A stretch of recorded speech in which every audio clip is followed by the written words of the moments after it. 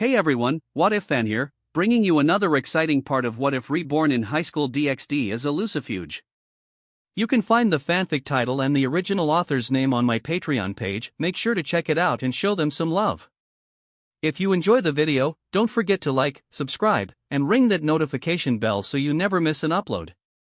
Also check out my Patreon channel for early releases of all the series, where you can find all the series released one day ahead of YouTube. Alright, let's jump into it. Chapter 101, The Demonic Spirit, Leia. Gotcha. Ha ha ha. Roy grinned triumphantly. Food was a powerful tool. Thanks to his stash of treats, subduing Est had been a piece of cake. Come to think of it, he'd won over Akame and Curon with food too. I need to stock up on more snacks, he thought. The girls, however, were dumbfounded. He'd subdued the sword spirit so easily? Hey! I could have done that. Mine rolled her eyes.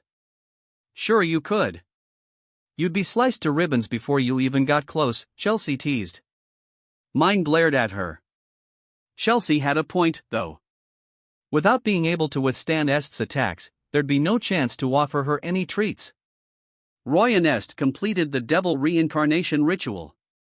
Est became his queen, her power surging to peak ultimate class, almost Mao level. Congratulations, Roy. Another powerful servant, Rias said, a hint of envy in her voice. Don't worry, Rias. I have my eye on some candidates for your peerage. You'll be pleased, Roy assured her. Really? Rias's eyes lit up. Really? Trust me. Roy nodded seriously.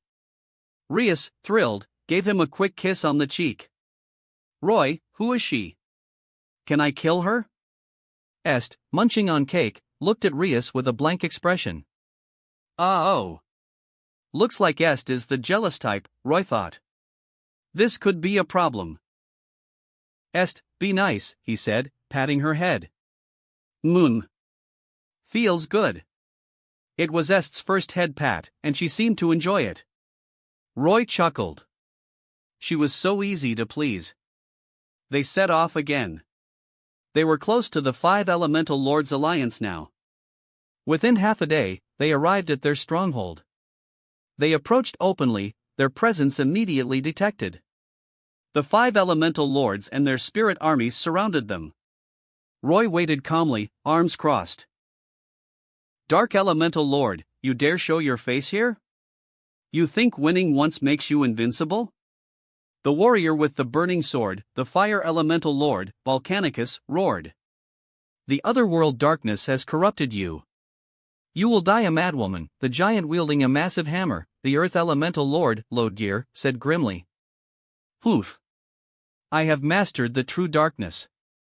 Submit now, while you still can, Renashdal sneered. Mastered the true darkness? The Elemental Lords were shocked. Ren showed no signs of corruption. If she truly had mastered the true darkness, there was no need to fight.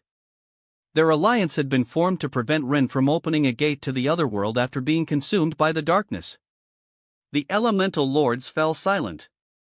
Dark Elemental Lord, the old man with the scales and staff, the Holy Lord, Alexander, said, if you are no longer corrupted, we have no reason to fight. Whether you fight or not is no longer your decision. You will either submit or be destroyed, Roy said coldly. Who are you? He is my master. My savior. Renashdal answered for him. The Elemental Lords glanced at Roy, sensing no threat from him, dismissed him. Dark Elemental Lord, even with the true darkness, you cannot defeat us all. Let us return to peace, the woman holding the water jug, the Water Elemental Lord, Iseria Seaward, said softly. She was the most gentle of the lords. You still don't understand the difference in our power, Rin said, ready to attack. Roy stopped her. I'll handle this. Ron nodded obediently. Est? Roy called. Yes. Est, who had been enjoying her dessert, handed it to Alice and transformed into the holy sword that slays demon lords. She flew into Roy's hand. Roy grinned, walking towards the Elemental Lords. they recognized the sword. That sword's spirit. This is troublesome. But he won't defeat us so easily. I'll fight him. The elemental lords conferred, and Volcanicus stepped forward. I will be your opponent, he declared, pointing his burning sword at Roy. I suggest you all attack at once, Roy said, smirking. Arrogant. Volcanicus roared, charging with his flaming sword. Roy shook his head and met his charge. Clang. Volcanicus's sword shattered. Roy's blade rested against his neck. Impossible. I lost. Volcanicus stared at his broken blade in disbelief. He'd been defeated instantly. It was to be expected, though. Est, a peak ultimate class spirit, could easily cut through any ordinary sword. Anyone else want to try? Roy asked, looking at the other elemental lords. They exchanged glances. Alexander, the old man with the scales and staff, stepped forward. If you want us to submit, you must defeat us all. Alexander was the most ambitious of the elemental lords. In the original story, he had manipulated Solomon, who inherited Ren-Ashdol's power, into becoming a demon lord and conquering the human world. However, he wasn't corrupted by the otherworld darkness yet and was still relatively sane. Fine. Come at me, all of you, Roy said, holding Est's sword and smirking. The 4 remaining elemental lords attacked simultaneously, unleashing a barrage of elemental magic. Roy casually dispersed the magic with a single swing of his sword. The gap between Ultimate and Mao was too vast. They were no match for him. What? Impossible. All 4 lords defeated in an instant? He's a monster. The high-ranking spirits watching were in disbelief. We submit. The elemental lords knelt before Roy. As newly born beings, they were straightforward. Defeated, they surrendered without hesitation. Roy smirked. Good. Gather your high-ranking spirits. He led the girls towards the elemental lord's stronghold. The lords assembled their high-ranking spirits within the temple. Roy was waiting. All right, choose your spirits, he told the girls. Will they agree? Aquino asked. With the elemental lord's orders, they should. But it's best if you can defeat them first. Elemental spirits were easier to contract now, unlike in the original story where they refused to form contracts with men. The only male elemental spirit user had been empowered directly by Ren-Ashdol. Even with women, the spirits were picky, only choosing those with pure hearts and bodies. The girls nodded and began choosing their spirits. Isteth, however, approached Roy. Roy, she said with a smile, can I have her? She pointed at Iseria Seaward, the water elemental lord. Of course, Isteth. Only an elemental lord would catch your eye, Roy thought. Sure. He nodded. I will not submit to a weakling, Iseria Seaward, clutching her water jug, said, looking down at Isteth. Indeed. The strong do not bow to the weak. Let us see who is weaker, then. Isteth smirked, drawing her rapier. I accept your challenge, Iseria said. Follow me. She led Isteth away to find a suitable battleground. Rias, inspired by Isteth, felt a surge of pride. She couldn't be left behind. She had to catch up. She decided to contract an elemental lord as well. She looked at the remaining lords. An old man, a giant, no women. She wouldn't contract a male spirit. Rias went to Roy, clinging to his arm. Roy, I want an elemental lord too. Help me. An elemental lord, huh? Well, Roy thought for a moment. There had to be other ultimate class spirits in the elemental spirit world, like EST. They were just harder to find. He turned to the remaining lords. Do you know any other powerful spirits like Est? They looked at each other. Alexander spoke. There is a powerful demonic spirit said to have been born in the East. A demonic spirit? Roy frowned. Demonic spirits were mindless and difficult to control, especially a ultimate class 1. Roy, I'll try, Rhea said, her voice firm. All right. We'll go and see. Roy gave the girls some instructions, then opened a teleportation circle. He and Rhea vanished, leaving Rin to protect the others. Est, clever as ever, transformed into a sword mark and attached herself to Roy's arm. They arrived on a mountaintop in the east. The scenery was drastically different. The vibrant beauty of the elemental spirit world was replaced by a dark, swirling mist that obscured everything. The only thing visible was the abundance of demonic spirits battling each other. Roy, this place is chaotic, Rhea frowned. Don't worry about it. Let's go. He took her hand and they flew deeper into the mist. The mist grew thicker, until they could barely see a few feet ahead. As devils, however, they weren't hindered. Finally, beneath a massive tree, Roy sensed it. An ultimate-class demonic spirit. It was a centaur, with flowing golden hair, large dark eyes, a beautiful face, a voluptuous human torso, and the lower body of a horse. Whoa! Those are impressive, Roy muttered. Rhea rolled her eyes. Roy, how do I subdue her? She asked. At your current level? Beating her is out of the question, Roy said, stroking his chin. Rhea nodded. She was peak high-class devil. Challenging an ultimate-class demonic spirit would be suicide. But she had to defeat it to form a contract. This was a problem. Roy's eyes lit up. He had an idea. He remembered a certain ultimate-class Taigu he'd acquired in the Akane Ga world. The supreme Taigu, Shikutazer. If Rhea used it, she could defeat the demonic spirit. Roy explained his plan. Rhea was thrilled. She hadn't known Roy possessed such a powerful Taigu. Roy summoned Shikutazer. The 1,000-meter-tall armor appeared, radiating power. The demonic spirit noticed the giant and charged, a black spear forming in its hand. Rhea, get in. Roy urged. Got it. Rhea entered the control room. Roy had already explained how to operate it. It was easy. The demonic spirit hurled its spear at Shikutazer. Rhea reacted instantly, firing the Taigu's laser beam. Boom! A red mushroom cloud erupted where the demonic spirit had been. Direct hit. Rhea cheered. Don't get cocky, Rhea. That won't be enough to defeat a demonic spirit, Roy warned. Chapter 102, A Peerage of High-Class Devils. Rhea's smile vanished, replaced by a serious expression. The smoke from the explosion hadn't even cleared when the demonic spirit charged out, its black spear aimed at Shikutazer's feet. Rhea had no choice but to retreat.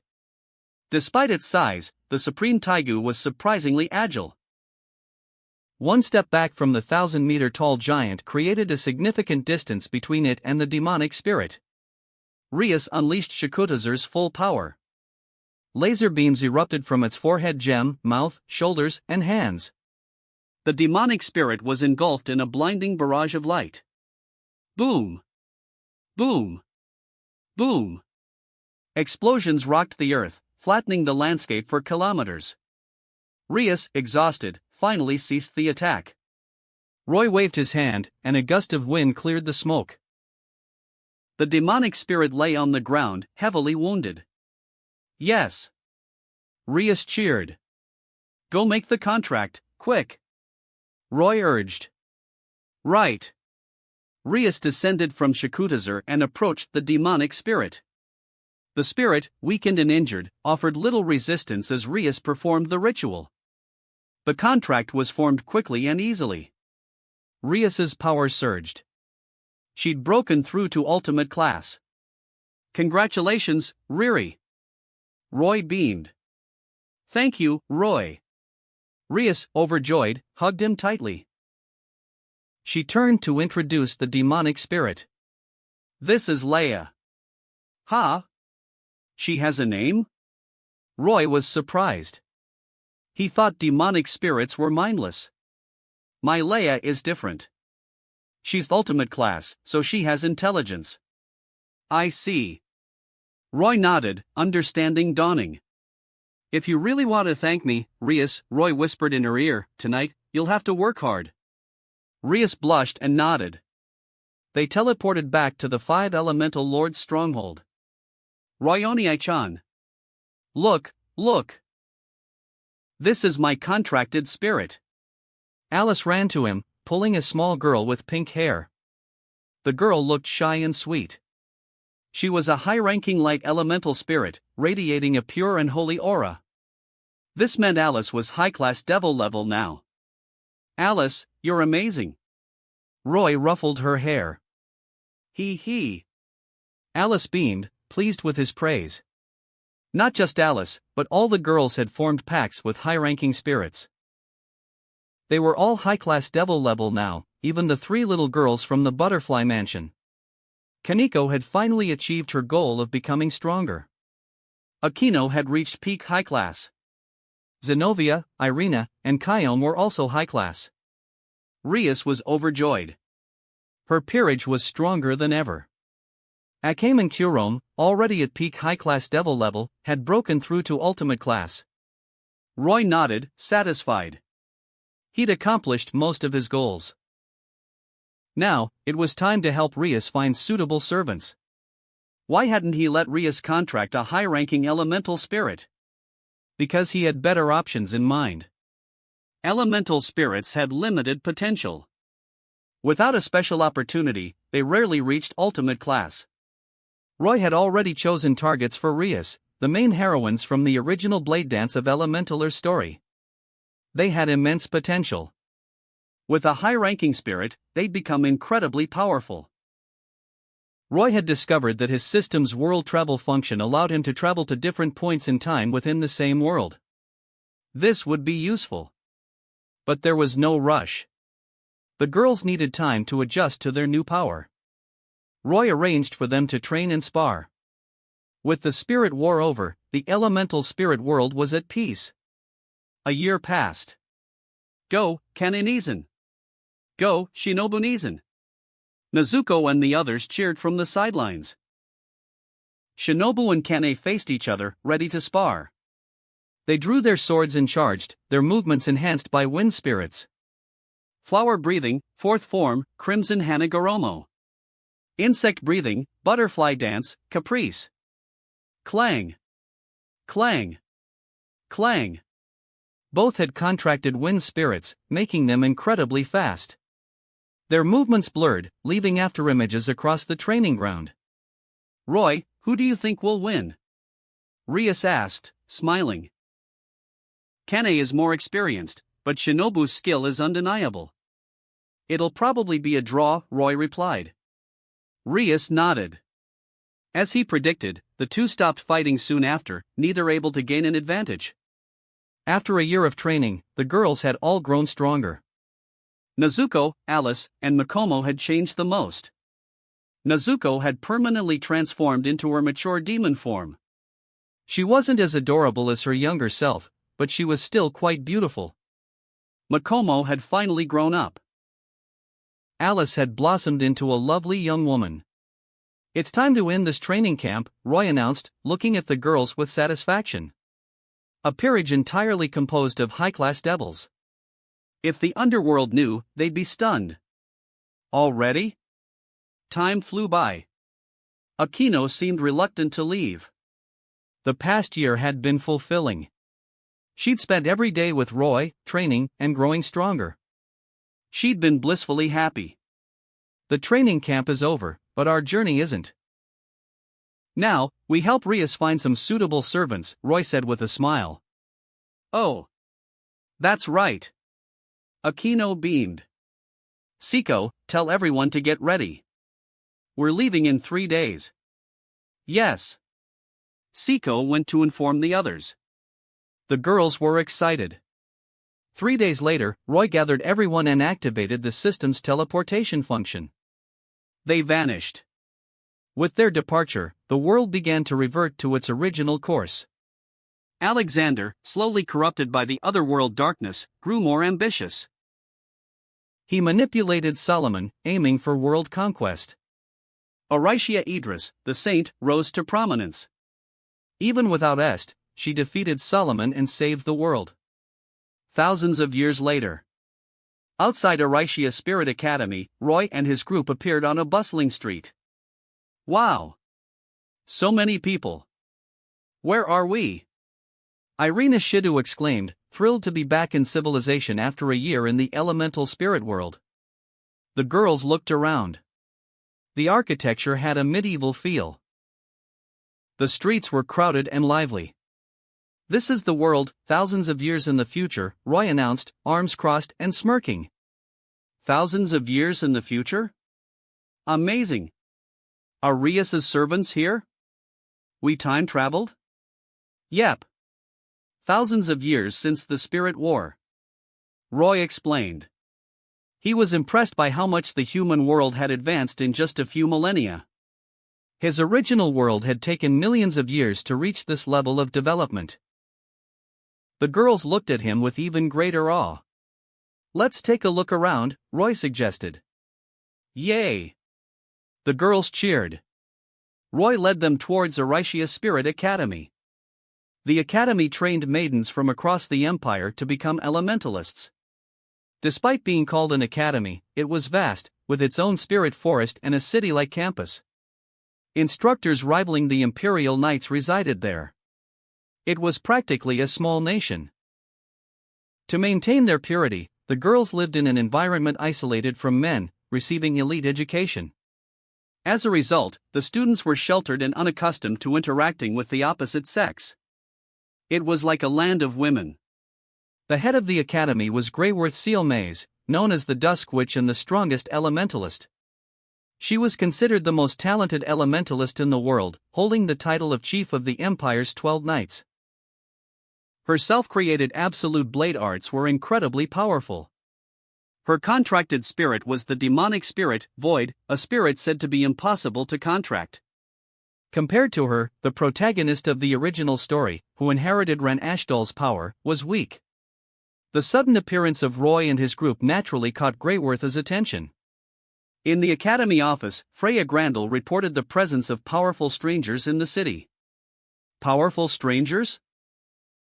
Greyworth adjusted her glasses, a thoughtful expression on her face. She ordered someone to monitor them, then dismissed the matter.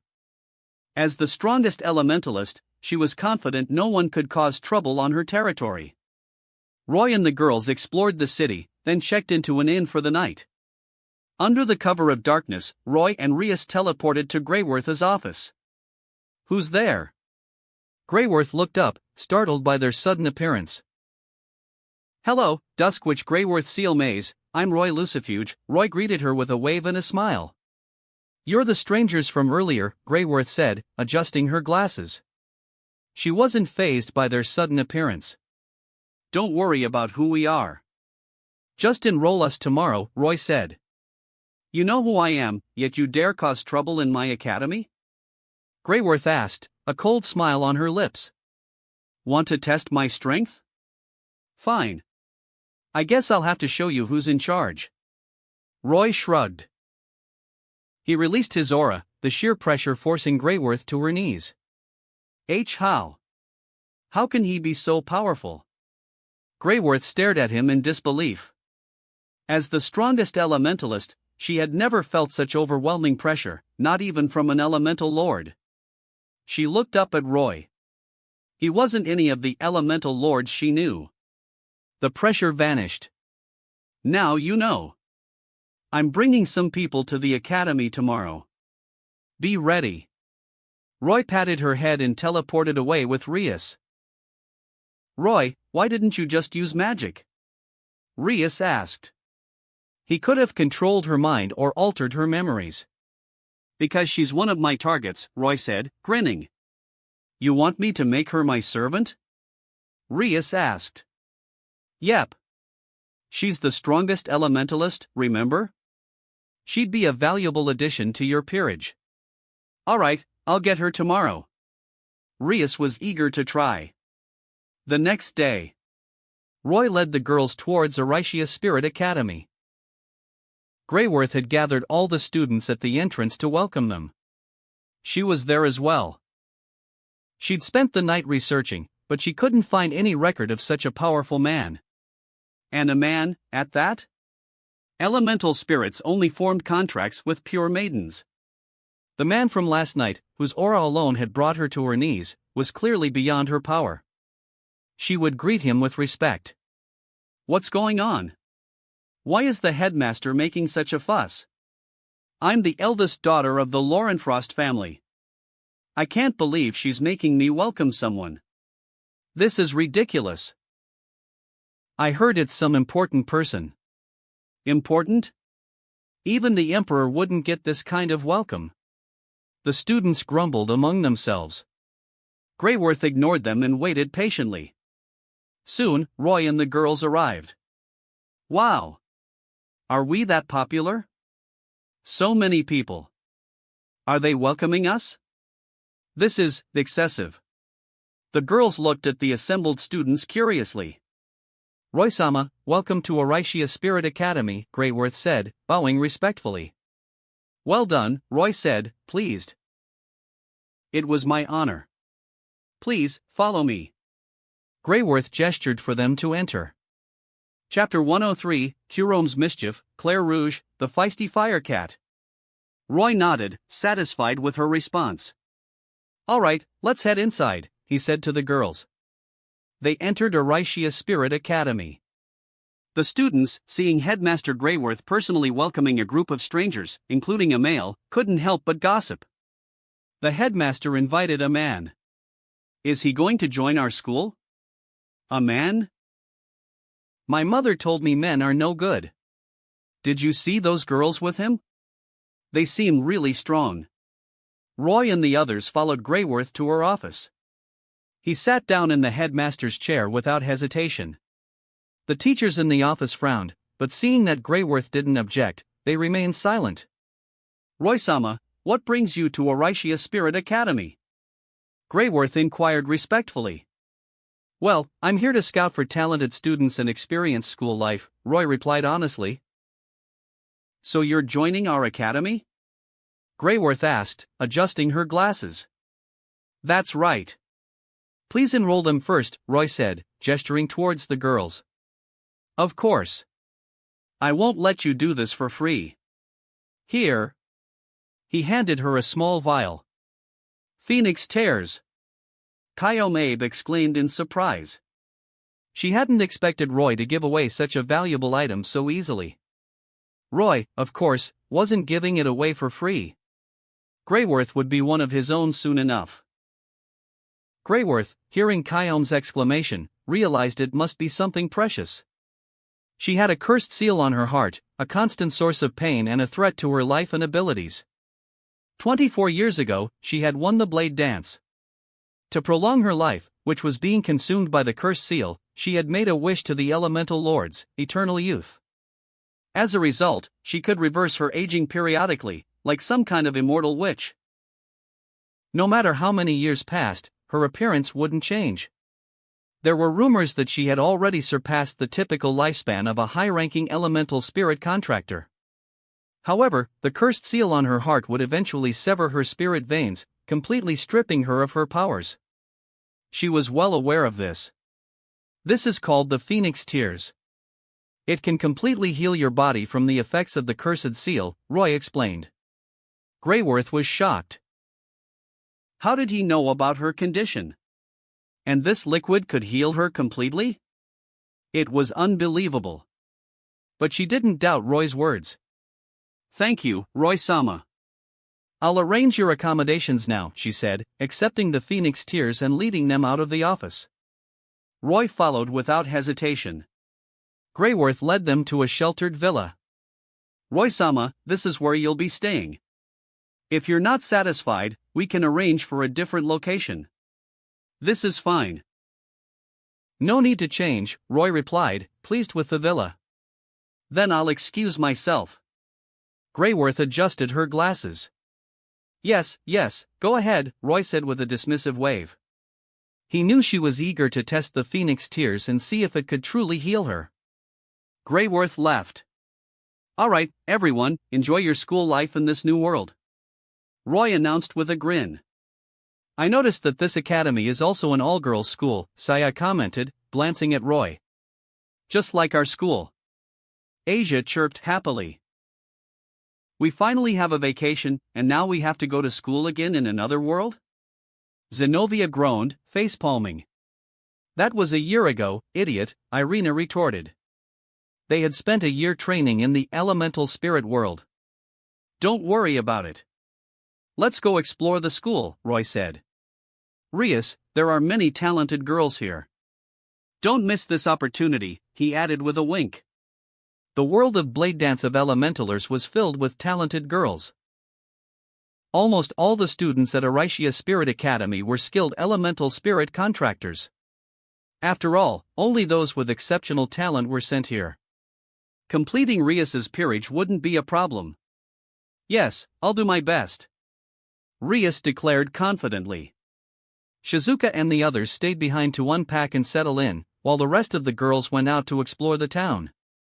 Roy also wandered around the academy. Saya and Kurome accompanied him. Est and Ren, in their sword forms, were attached to his arms. Saya, aren't you going to join your mother and the others? She invited you, you know, Roy asked curiously. This is more important, Saya replied, nodding. Oh? Is there something important happening? Of course. I have to keep an eye on you. This school is full of girls, so I need to make sure you don't get into trouble. Everyone asked me to watch over you, Saya explained, her gaze fixed on him. Roy chuckled. Why are you staring at me like that? Are you afraid they'll eat me? No, I'm worried you'll lose control and devour them all, Saya retorted seriously. Roy was speechless. Saya, he said, his voice low and warning. What? Saya took a step back, intimidated by his expression. You'll be punished tonight. Come to my room, Roy said with a mischievous grin. And no. Saya squeaked, clutching her chest dramatically.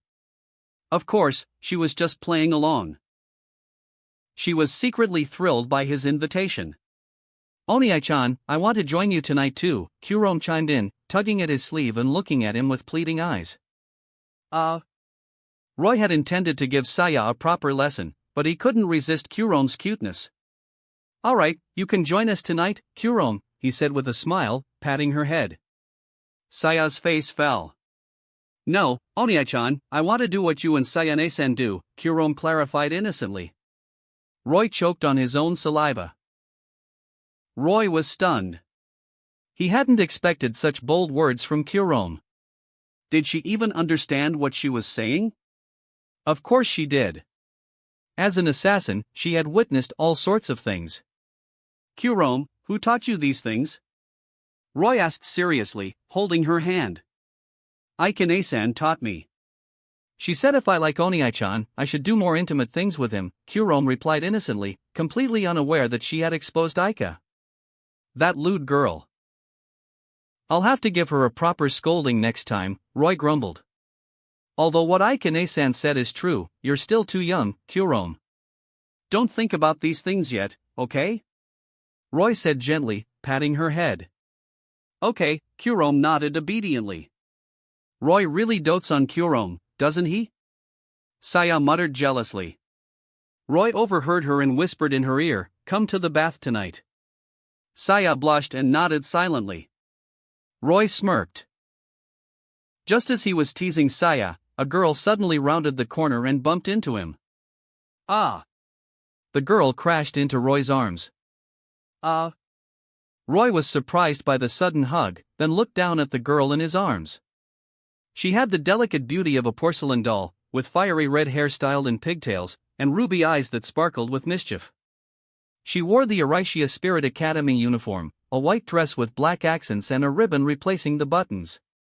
Roy's eyes lit up. This was Claire Rouge. Are you all right? He asked, gently patting her head. Claire, dazed from the collision, snapped back to reality at the sound of his voice.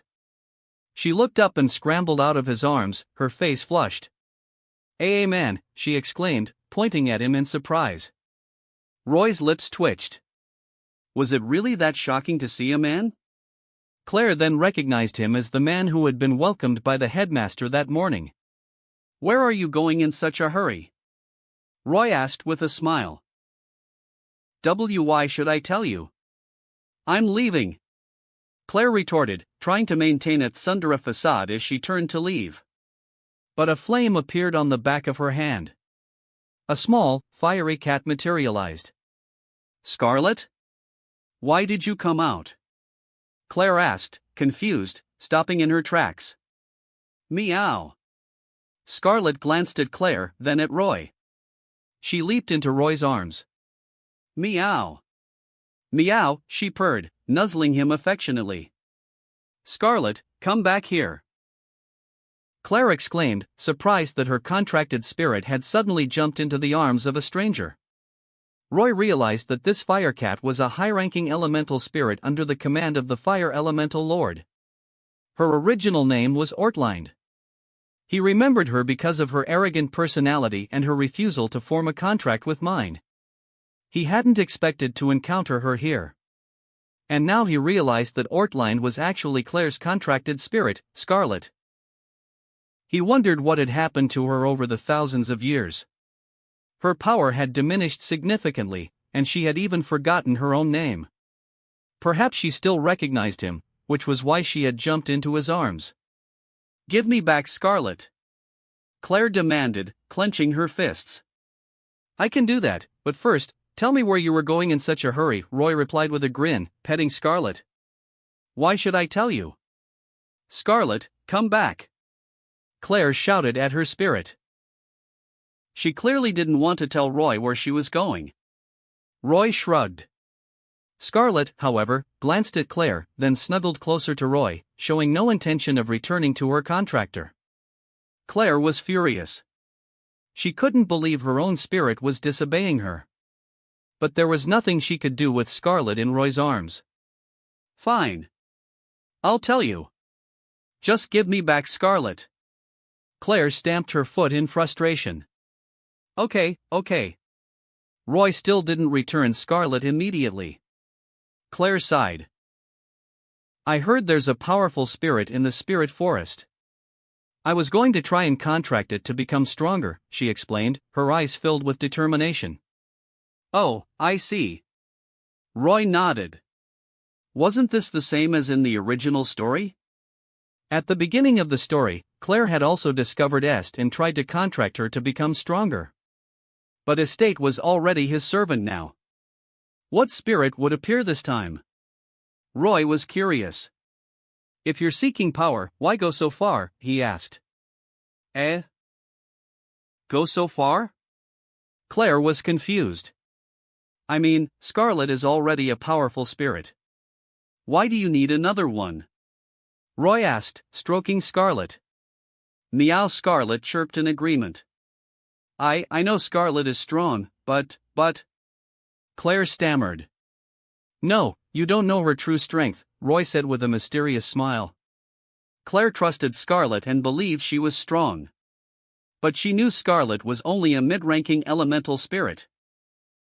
That's why she was so eager to contract another spirit to increase her power. She didn't know that Scarlet was actually a high-ranking elemental spirit. Roy took out a vial of the Phoenix Tears and gave it to Scarlet. "Hey! What did you give her?" Claire exclaimed in alarm. "Don't worry, I'll return her to you soon," Roy reassured her, his eyes fixed on Scarlet. Chapter 104, Scarlet's True Form, Meeting Rinslet. Roy suspected that Scarlet had been injured in a battle with other spirits, causing her to lose most of her power and even forget her name. But after consuming a drop of the Phoenix Tears, her wounds healed within moments, and her true strength as a high-ranking spirit was restored. Scarlet, her power fully recovered, transformed into a petite girl with fiery red hair, crimson eyes, cat ears, and a tail. She looked at her hands in surprise, then bowed deeply to Roy. "Thank you, Roy-sama." Roy's eyes widened slightly. Scarlet's clothes were quite revealing. "Ahem, you're welcome," he coughed, waving his hand dismissively. Saya shot him a disapproving look. Scarlet? Claire stammered, her face flushed as she stared at the transformed Scarlet. How could her contracted spirit take on a human form? Claire was bewildered.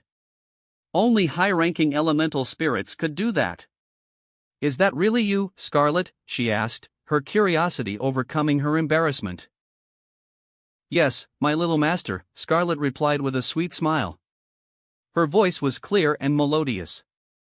But, how is this possible? Claire was dumbfounded. I'm a high-ranking elemental spirit, Scarlet explained. Thousands of years ago, I was severely injured in a battle against a demonic spirit, causing me to lose most of my power and my memories. Roy's guess had been correct. Claire was stunned. Her Scarlet was a high-ranking elemental spirit? This was unbelievable. High-ranking spirits were incredibly rare. There were only a few in the entire world. And the highest-ranking spirits were even rarer. She couldn't believe she had one as her contracted spirit. The reason high-ranking spirits were so scarce was mainly due to Roy and his group having contracted most of them. And very few new high-ranking spirits had been born in the past few thousand years. Scarlet, this is wonderful! Claire exclaimed, tears of joy welling up in her eyes as she hugged Scarlet tightly. But a moment later, she released Scarlet, her face flushed red. Huff, huff. That was close. I almost suffocated. Claire gasped, relieved. Scarlet's assets were a bit overwhelming. Scarlet, you won't leave me, right? Claire asked, her eyes filled with worry. Forming a contract with a high-ranking elemental spirit was incredibly difficult, and Scarlet had formed a contract with her when she had lost her memories. Claire wasn't sure if Scarlet would still acknowledge her as her master. Yes, Scarlet replied with a nod. Claire was overjoyed. She had been planning to go to the spirit forest to find another spirit, but now that Scarlet had regained her true power, there was no need. Anyway.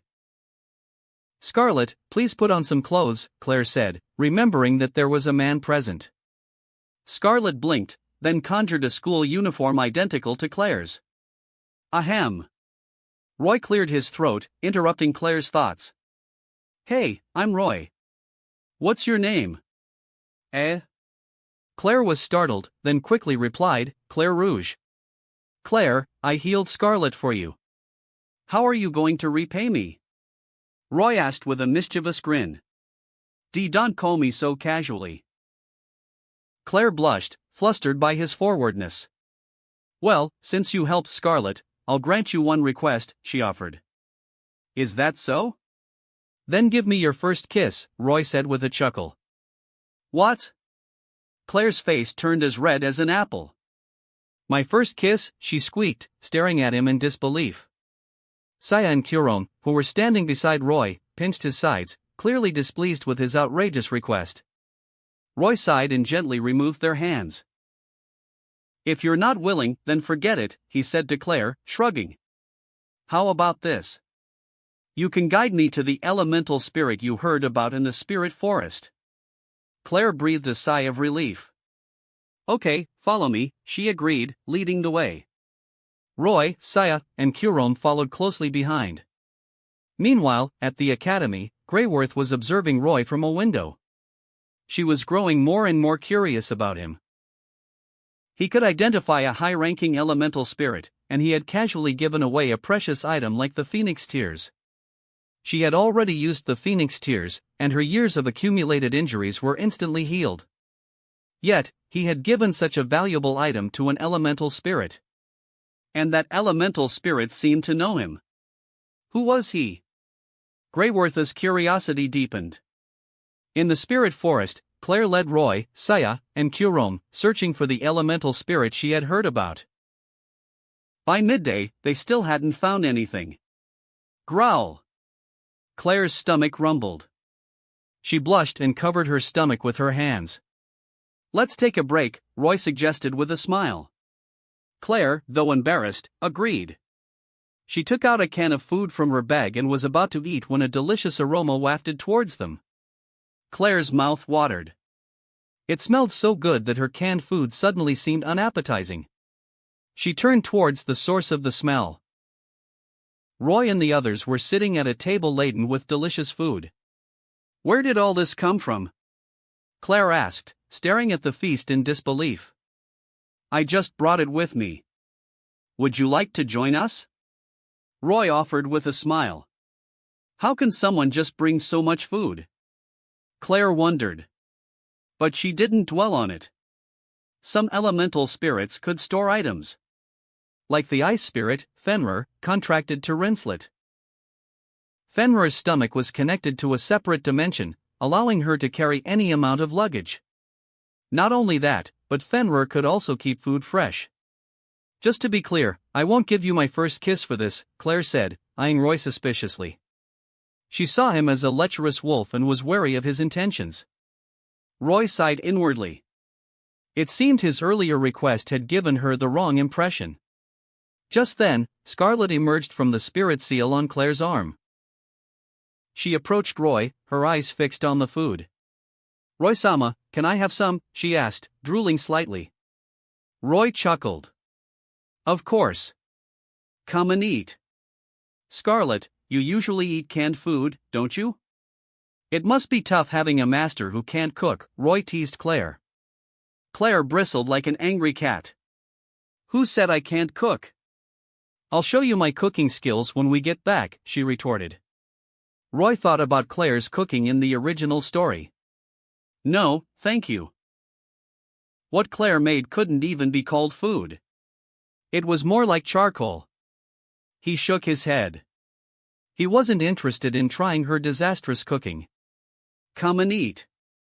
We'll continue searching for the elemental spirit after we're done," Roy said. Claire, no longer holding back, joined them at the table and picked up a chicken leg. Her eyes widened as she took a bite. It was delicious. For Claire, who lived on canned food, this was the most amazing meal she had ever tasted. After their satisfying lunch, they continued their search for the elemental spirit. They arrived at a valley. Roy sensed something and led the girls deeper into the valley. The valley was barren, with steep cliffs on either side and a narrow path in between. Suddenly, two figures came flying towards them from around a corner, screaming. Roy reacted quickly, catching both girls in his arms. One of them was a beautiful girl with stunning blonde hair and an air of noble elegance. Her skin was as white as snow, and her eyes sparkled like green gems. She was the picture of a perfect noble lady. She wore the Aricia Spirit Academy uniform, a white dress with black accents and a ribbon replacing the buttons. This was Rinslet Laurenfrost. The other girl was her clumsy maid, Carol, dressed in a maid outfit. Ironically, Rinslet was more like a maid than Carol, as she often had to take care of her inept servant. But Carol was excellent at one thing: translating Rinslet's words. Rinslet, being at Sundara, often spoke in a roundabout way. Only Carol could understand her true intentions. "Man, you're quite something," Rinslet declared, looking at Roy with a haughty expression. "My lady means to thank you for saving us," Carol clarified gratefully. "It's no problem at all. Are you two all right?" Roy asked with a smile. "Thank you for your concern." "We're fine," Carol replied with a nod. "Rinslet? What are you doing here?" Claire asked in surprise. "Humph. Why can't I be here?" Rinslet retorted. "My lady was worried about Claire-sama, so she followed her to the spirit forest," Carol explained, revealing Rinslet's true intentions. "Carol." Rinslet whined, embarrassed. Claire was touched. She hadn't expected Rinslet, who usually antagonized her, to be so concerned about her well-being. But being at Sundara herself, Claire couldn't express her gratitude. "By the way, I'm Roy. This is Saya and Kyorong. What are your names?" Roy introduced himself. "I apologize for not introducing myself earlier. I am Rinslet Laurenfrost," Rinslet said with a graceful curtsy. "And I am Carol, Lady Rinslet's maid," Carol added. "What happened back there?" Roy asked curiously. Rincelet's expression changed. There's a demonic spirit in there. We have to leave. If it finds us, we're in trouble. Yes, we were just attacked by it. It sent us flying with a single roar. We should leave quickly. Carol added, her voice filled with urgency. I don't think we need to run, Claire said, staring at the steep cliffs surrounding them. Eh? Why not? Rincelet asked, confused. Because it's already found us, Claire replied, pointing towards the cliff with a trembling finger. Rincelet followed her gaze and gasped. The demonic spirit had indeed found them. It was a massive rock giant. It roared upon seeing them. Roar! The entire valley shook, and rocks tumbled down the cliffs. The giant swung its massive hand towards them. Rincelet, Carol, and Claire were frozen in fear, unable to react. Roy swiftly scooped up Rincelet and Claire, leaping onto a nearby cliff. Curon grabbed Carol, and they escaped with Saya. Boom! The giant's hands slammed into the ground where they had been standing, causing a tremor that shook the entire valley. They could now see the monstrous creature clearly.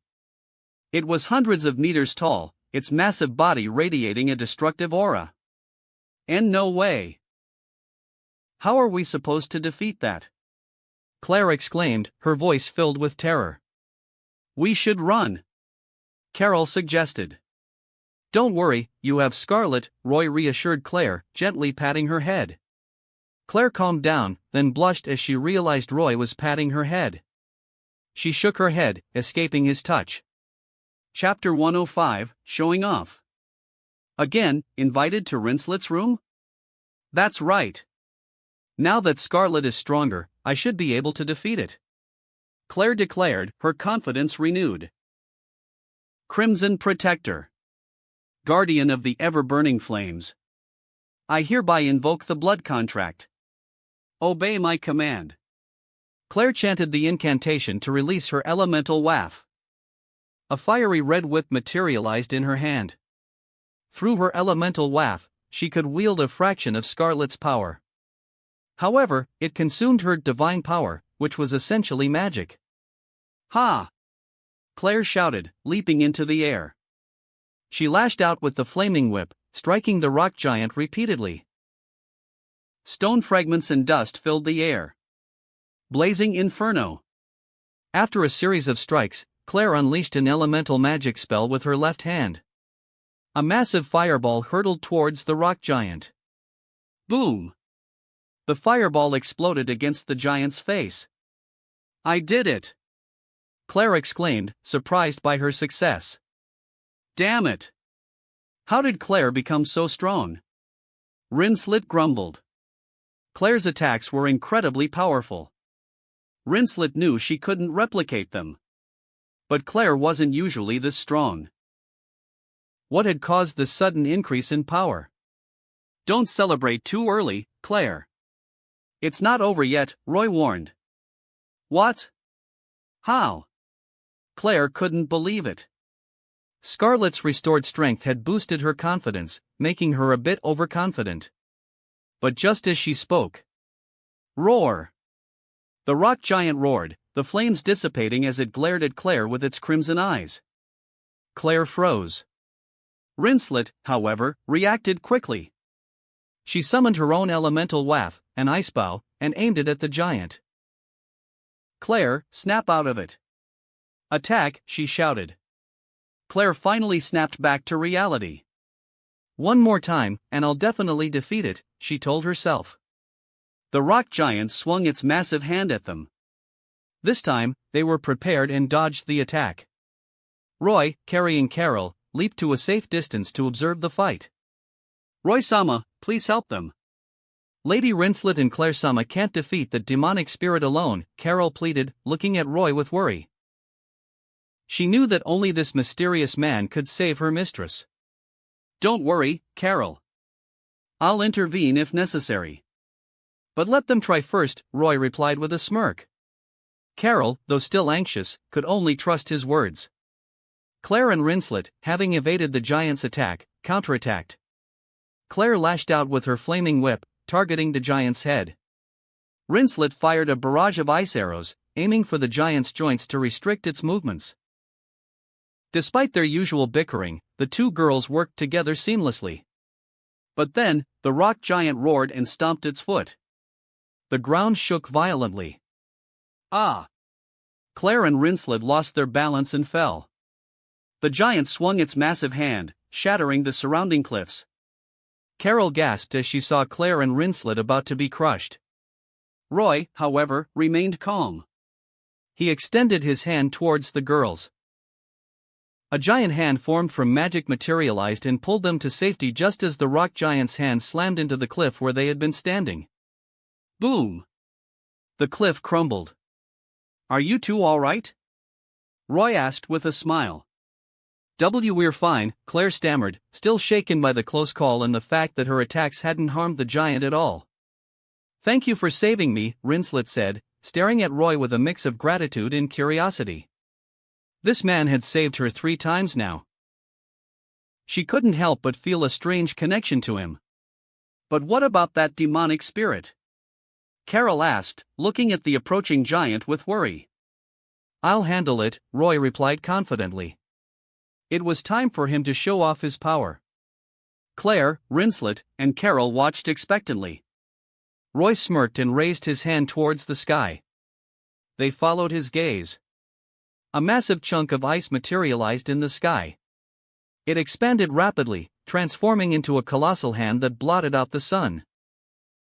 Roy clenched his hand. The ice hand descended, grabbing the rock giant like a child picking up a toy.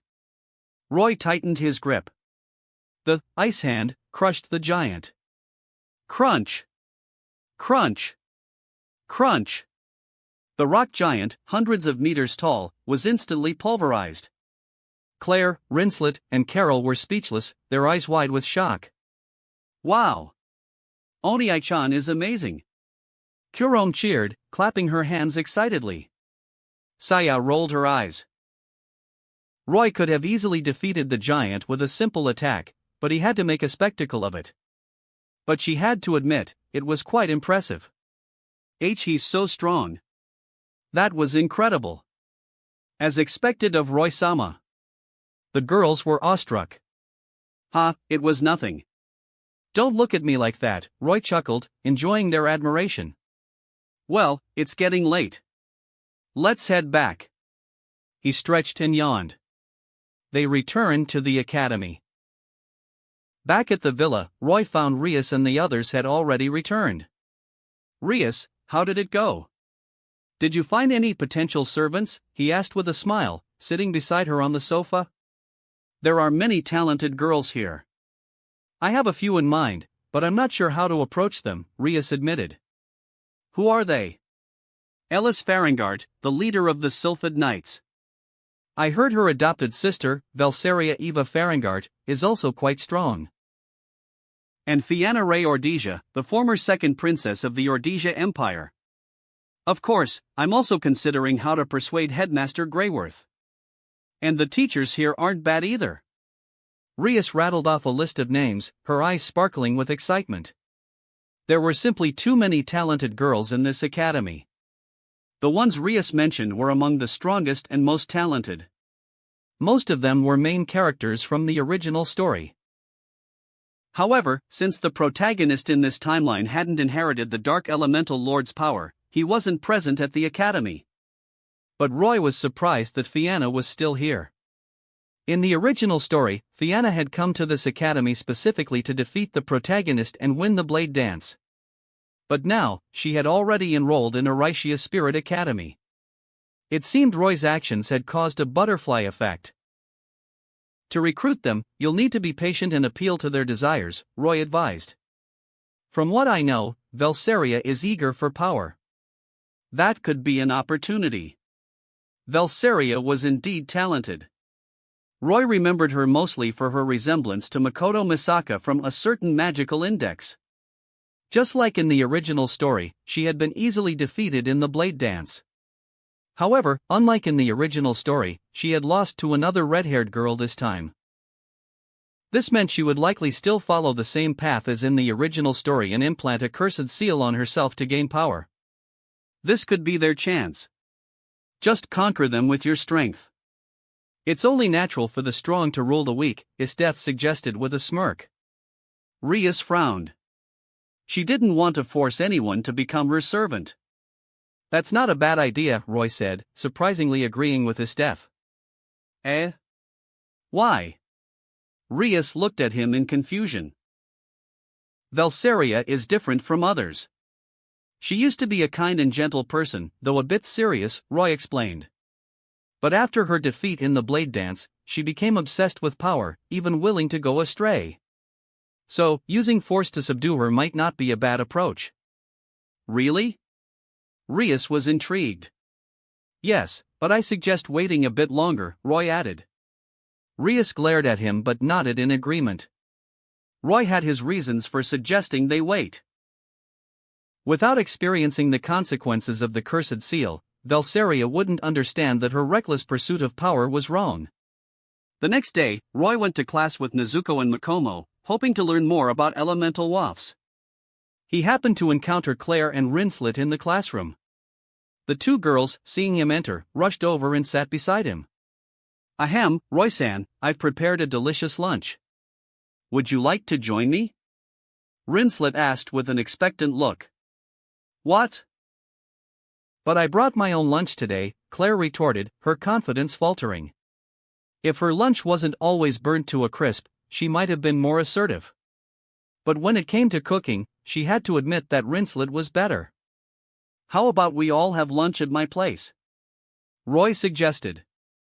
Shizuka and Siko were preparing lunch at the villa. If he didn't go back, they would be upset. Claire and Rinslet exchanged glances. Sure. That would be lovely. Thank you for the invitation. Rinslet wouldn't refuse a personal invitation from Roy. And Claire was simply tempted by the delicious food she had enjoyed yesterday. The other students in the classroom gossiped, seeing Claire and Rinslet acting so friendly with the new male student. Did you see that? The younger sister of the Calamity Queen is getting close to that man. Is she trying to seduce him for protection? No, look, the Lorenfrost heiress is also getting close to him. Are they competing for his attention? I wouldn't gossip about them. After all, he was personally invited by the headmaster. The teacher lectured, while the students whispered amongst themselves. Claire and Rinslet didn't hear their whispers. Roy, however, overheard them but ignored their gossip. At lunchtime, Roy returned to the villa with Claire and Rinslet. Welcome back, Roy-kun. Shizuka and Yuriko greeted them with smiles, dressed in maid outfits. Roy-san's maids are so adorable. Rinslet commented, pleased.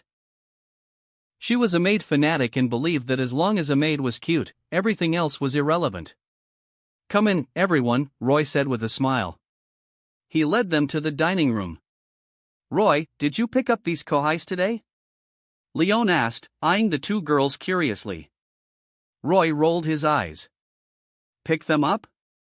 You don't believe in my charm, he retorted playfully. Come on in, you two. Don't be shy. Claire and Rinslet were a bit nervous. There were so many girls here, each with their own unique beauty and talents. Although they considered themselves exceptional, they felt a bit overshadowed in this company. But after sharing a meal together, they quickly warmed up to each other. That afternoon, Roy visited Rinslet's room at her invitation. Please have a seat, Roy-sama. My lady is preparing some refreshments, Carol said, guiding him to a seat. It's strange. Why is Carol, the maid, here, while Rinslet is the one preparing refreshments? Roy commented, though he knew the reason. Well. Carol giggled awkwardly. A maid's only purpose is to be cute, right? Rinslet chimed in, entering the room with a plate of beautifully decorated pastries. Rinslet, you spoil your maid too much, Roy said, shaking his head. He took a pastry and sampled it. How is it? Rinslet asked, leaning closer, her eyes sparkling with anticipation. It's not bad, Roy replied with a nod. Really? Rinslet was relieved. Having tasted the food at Roy's place earlier, she had felt a bit insecure about her own cooking, despite her usual confidence. "Roy-san, I have a question for you," Rinslet said curiously. "Sure, ask away," Roy replied, enjoying the pastries. Chapter 106, Rinslet's Sweetness, Greyworth's Shock. Roy knew what Rinslet wanted to ask. Claire's contracted spirit suddenly became much stronger, she began, and I know her well. She wasn't this powerful before. So, I wanted to ask if you had something to do with it. Rinslet knew Claire well, and this sudden increase in strength had left her feeling a bit envious and insecure. Claire's contracted spirit, Scarlet, is actually a high-ranking elemental spirit. She was injured and lost some of her power, which is why she was so weak before, Roy explained. I simply healed her injuries. Scarlet is a high-ranking elemental spirit? Rinslet gasped, shocked. She knew how rare high-ranking spirits were. She couldn't believe that Claire, of all people, had one. Rinslet couldn't help but feel envious. Then, a thought struck her. Perhaps her own spirit also possessed hidden strength. With that in mind, she summoned her ice spirit, Fenrir. Woof woof! Fenrir appeared, sitting obediently like a dog and wagging its tail. Rinslet sighed. It seemed her expectations were too high. Rinslet, your Fenrir seems a bit unusual, Roy commented, observing the spirit. He could tell what she was thinking. He knew that Fenrir was no ordinary spirit. It was an ancient and powerful elemental spirit. However, it seemed to be suppressed by a demonic spirit, which was draining its power. If they could eliminate the demonic spirit, Fenrir's strength should recover. What do you mean? Rinslet asked, her eyes widening with hope. It seems your Fenrir is being parasitized by a demonic spirit, Roy explained. Really? Rinslet looked at Fenrir with concern. Fenrir tilted its head, looking at Roy curiously. This type of demonic spirit is like a parasite. Once it attaches itself to a host, it's undetectable, and it slowly drains the host's power until they die, Roy elaborated. This was just a guess, but he was certain that this demonic spirit was up to no good. Rinslet's worry grew. What can we do? She asked anxiously. I can try to find this parasite, Roy offered. Please, I beg you. Rinslet clasped her hands together. No problem, Roy replied with a smile. He approached Fenrir and placed his hand on its head. Fenrir didn't resist. Roy channeled his magic into Fenrir, carefully examining its body. However, he couldn't find any trace of another being within Fenrir. It seemed this demonic spirit was good at hiding. Even Roy couldn't detect it. But then, Roy remembered that Fenrir had a pocket dimension within its body. This dimension allowed it to store items. Rinslet often used it to carry her luggage. If the demonic spirit wasn't in Fenrir's body, perhaps it was hiding in this pocket dimension. Roy extended his magic into Fenrir's pocket dimension. After searching for a while, he found something unusual. It was a mass of black mist. This must be the demonic spirit. Roy used his magic to grab the mist and pull it out. The demonic spirit struggled, but it was no match for Roy's power. Soon, it was dragged out, emerging from Fenrir's mouth as a cloud of black mist. Fenrir growled at the mist, its fur bristling. It clearly sensed the danger. Is that the thing that was parasitizing Fenrir? How disgusting! Rinslet grimaced. Yes, that's a shadowtail. They're very difficult to detect once they attach to a host, Roy explained. What should we do with it? We'll just eliminate it. Without it draining Fenrir's power, it should regain its strength, Roy said, then effortlessly destroyed the demonic spirit with his magic. Rinslet sighed in relief. Thank you so much, Roy. Don't mention it. We're classmates, after all, Roy replied with a smile. Rinslet blushed, looking at him with gratitude. He had saved her 3 times when they first met and now had even saved her beloved Fenrir. She didn't know how to repay him. She gazed at the handsome Roy, her heart pounding. She closed her eyes and leaned in. Roy, who had been enjoying the pastries, smirked. He turned his head, waiting for her to approach. Eh? Rinslet's eyes fluttered open, surprised that her lips hadn't met his. Before she could react, Roy had captured her lips in a passionate kiss. Rinslet was stunned, her mind blank as she was swept away by the unexpected kiss. Carol, her face flushed crimson, covered her eyes with her hands, though she couldn't resist peeking through her fingers. Fenrir tilted its head, watching them curiously. It felt like they were showing off their affection in front of a lonely single dog. After a while, Roy finally released Rinslet. Her face was flushed, and she looked at Roy with wide eyes. "Thank you for the treat." "You're quite sweet," Roy teased with a grin. "Mum." Rinslet covered her face with her hands, embarrassed. "I should head back now," Roy said, seeing her flustered reaction. I'll see you out," Rinslet declared, jumping to her feet, her embarrassment momentarily forgotten. "Sure." Roy couldn't refuse. They strolled along the academy path, like a couple on a date, neither of them speaking. "Roy-san, who are you?" Rinslet finally asked, breaking the silence. She was curious about his identity. Well, you could say I'm a Mao," Roy replied with a smile. "Eh? A Mao?" Rinslet looked at him in surprise. "Yes, a Mao," Roy confirmed. "Amazing." Rinslet's eyes sparkled with admiration. Although she didn't know what a Mao was, it sounded powerful. Since the Dark Elemental Lord hadn't shared her power with any humans, there was no one in this world called a Mao, even though Solomon had appeared. When the Elemental Lords had submitted to Roy, he had told them he was a Mao. Although Roy had disappeared, the Elemental Lords wouldn't allow anyone else to claim that title. Greyworth, who had been eavesdropping nearby, was stunned by Roy's words. Mao. She had heard that term from a high-ranking elemental spirit before. Thousands of years ago, a war had erupted between the 5 Elemental Lords and the Dark Elemental Lord. The entire elemental spirit world was involved. Then, a man who called himself a Mao had appeared.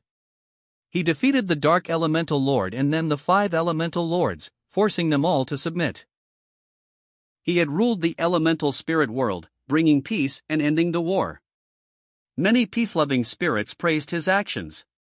But after peace was restored, the Mao had disappeared. No one had seen him since.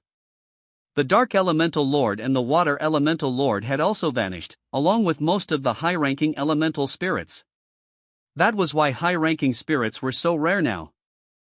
And this mysterious and powerful man before her claimed to be a Mao. Could he be the same Mao who had unified the elemental spirit world thousands of years ago? Greyworth was shocked by the possibility. Meanwhile, Roy had just parted ways with Rinslet when he encountered Claire. "Roy-san!" Claire called out from a nearby staircase, waving at him. A gust of wind blew, causing her fiery red hair and skirt to flutter. "Claire!" "What?" Claire looked at him with a puzzled frown. "I can see everything," Roy teased with a grin. "What?" Claire blushed, quickly pressing her skirt down. "Just kidding." "Ha ha ha." Roy laughed at her flustered reaction. Claire sighed in relief. I also made some pastries." "Would you like to try them?" she offered shyly. "Pastries?" "Sure," Roy agreed. Claire's eyes lit up. She led him to her room. Roy sat on the sofa. Soon, Claire returned with a plate of beautifully decorated pastries. Roy was surprised.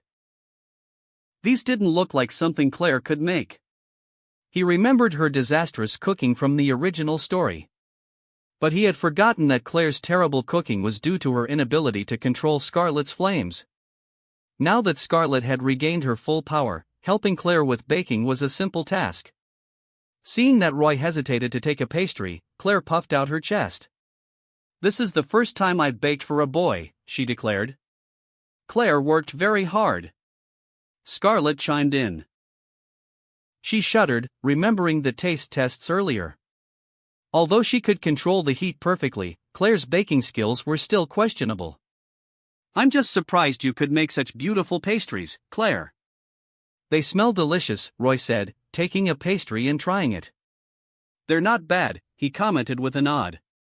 Although not as good as Shizuka's or Siko's baking, for Claire, it was quite an accomplishment. Really? Claire beamed, her eyes sparkling. Of course. Here, try one. Roy picked up a pastry and fed it to Claire. Claire blushed, surprised by his sudden action. Being fed by Roy made her heart flutter. Just then, the black and white spirit seals on Roy's arms glowed. Est and Run emerged. Roy, feed me too.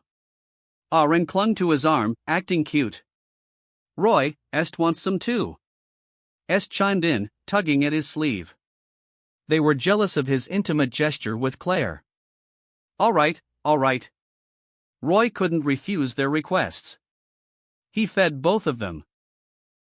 Claire stared at the two girls who had suddenly appeared, then realized they must be high-ranking elemental spirits like Scarlet. Roy, who are they? She asked curiously.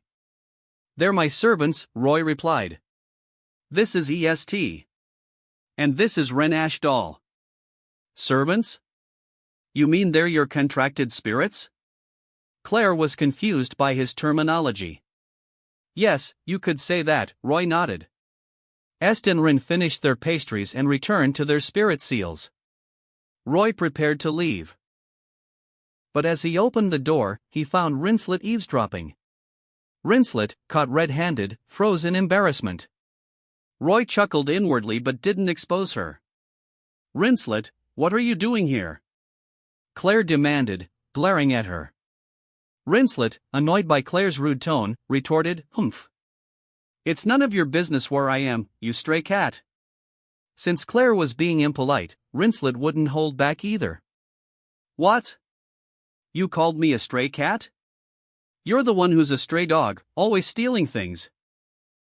Claire retorted, her face flushed. Who are you calling a dog? You, of course. Your family crest is a dog. That's not true.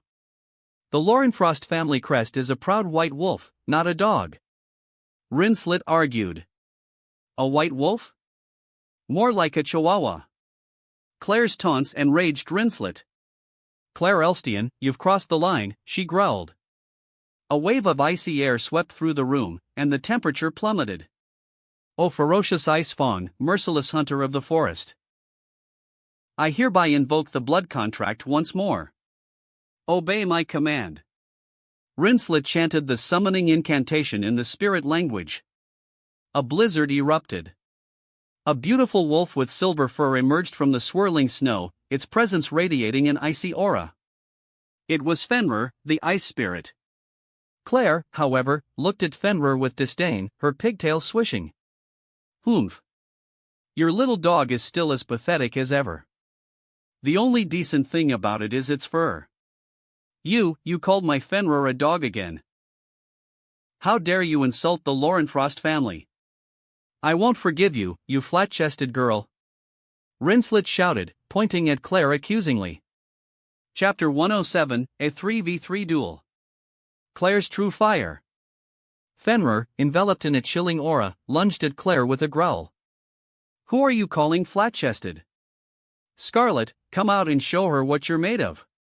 Claire shouted, cracking her whip. Scarlet, the fiery cat spirit, materialized and pounced on Fenrir. Roy watched their antics with amusement, his arms crossed. It was more of a playful scuffle than a real fight. Neither of them seemed intent on seriously harming the other. Although Scarlet was powerful, Claire couldn't utilize her full strength. And Rinslet's Fenrir, having been freed from the Vorpal bunny, had regained some of its power. They were roughly equal in strength now. Suddenly. What are you doing? A group of girls approached them. Leading the group was Ellis Farringart, the captain of the Sylphid Knights, clad in silver armor and sporting a blue ponytail. She was responsible for maintaining order within the academy. Two other girls in similar attire followed behind her. Seeing Ellis, Claire and Rinslet stop their playful fight, their expressions turning sour. It seemed they weren't fond of the Sylphid Knights. Didn't I say that private duels are forbidden within the academy? And, you're a man," Ellis exclaimed, noticing Roy's presence. She drew her sword and pointed it at him. "Why are you in the girls' dormitory area?" she demanded. Before Roy could answer. "I brought him here." "What about it?" Claire and Rinslet declared in unison. They glared at each other, then turned away with a huff. "So it's your doing." Ellis sighed, pinching the bridge of her nose. She found those two troublesome. "Knight Captain, that's a rather rude way to greet someone," Rinslet retorted, annoyed by Ellis's attitude. "You two are always causing trouble." "Am I wrong?" "Problem students of the Raven class," Ellis shot back. Just then, the other Sylphid Knights arrived. Claire Rouge and Rinslet Laurenfrost. One of the knights, a girl with short black hair, said with a frown. Another knight, a girl with brown braided hair, sneered. "Lowly ravens, what have you done this time?" "What did you say?" "You want to repeat that?" Claire and Rinslet glared at the two knights. But the knights ignored them, their attention focused on Roy. "You must be the male elemental spirit contractor the headmaster personally welcomed." Well, he's quite handsome." The girl with braided hair appraised Roy with a suggestive look. "What do you want?" Claire and Rinslet demanded, sensing her ill intentions. "Humph. Country bumpkins will be country bumpkins." Unable to find teammates, they resort to seducing transfer students. "How low class," the girl scoffed. "How dare you call me a country bumpkin?" Rinslet fumed. Roy also frowned. This girl was quite rude. The Laurenfrost family is all bark and no bite. "Just a bunch of hillbillies," the girl continued her taunts. You, ha ha ha." Rinslet's anger turned into a chilling smile. Although she still maintained her noble demeanor, an air of menace surrounded her. The black-haired knight turned to Claire. "Claire Rouge, you're not even a true noble. Just the sister of a traitor. Honestly, why does the academy even allow someone like you to enroll?" "Shut up, or I'll turn you into charcoal," Claire snapped, her voice trembling with barely suppressed rage. She glanced at Roy, worried about his reaction to learning that she was the younger sister of the infamous Calamity Queen. Seeing his neutral expression, she relaxed slightly. The two knights, realizing they had truly angered Claire and Rinslet, fell silent. "That's enough, you two," Ellis scolded them, then turned to Claire and Rinslet. "Private duels are forbidden in the academy. Don't do anything foolish like this again. And take this man away from the girls' dormitory. Understood?" With that, she turned to leave with the other two knights. "Hold it right there, Ellis Farringart. Are you running away?" Claire's voice rang out. "What did you say?" Ellis stopped and turned around. Claire's voice was calm, but her anger was evident. Her hand rested on the hilt of her sword. "You heard me. So the Sylphid Knights are all cowards, huh?" Claire sneered. "Claire Rouge, I won't tolerate anyone who insults the Sylphid Knights," Ellis declared, drawing her sword and pointing it at Claire and Rinslet. The other two knights also drew their swords. "I'll return those words to you. Insult me all you want, but I won't allow anyone to insult my sister." "Ellis Farringart, I challenge you to a duel." Claire cracked her whip, her voice filled with determination. "I'll duel him too. How dare they insult the Laurenfrost family? I'll teach them a lesson." Rinslet added fearlessly. "Accusing us of running away? That's an insult to the Sylphid Knights. I accept your challenge. Honestly, I've had enough of you ravens and your unruly behavior." As a knight, Ellis valued honor and couldn't back down from a challenge. "We'll meet at the front gate tonight at midnight. You decide the format," she declared. "A one-on-one duel is troublesome. How about a 3 versus 3? Claire suggested, glancing at Roy. "Fine." Ellis sheathed her sword and nodded in agreement. She then turned and left with the other knights. "Humph. I'll make them regret this." Especially that girl with the short hair. I'll teach her some manners. Claire fumed, glaring at their retreating figures. This is a good chance to put those arrogant knights in their place. I've had enough of them too, Rinslet agreed. Don't drag me down, Rinslet.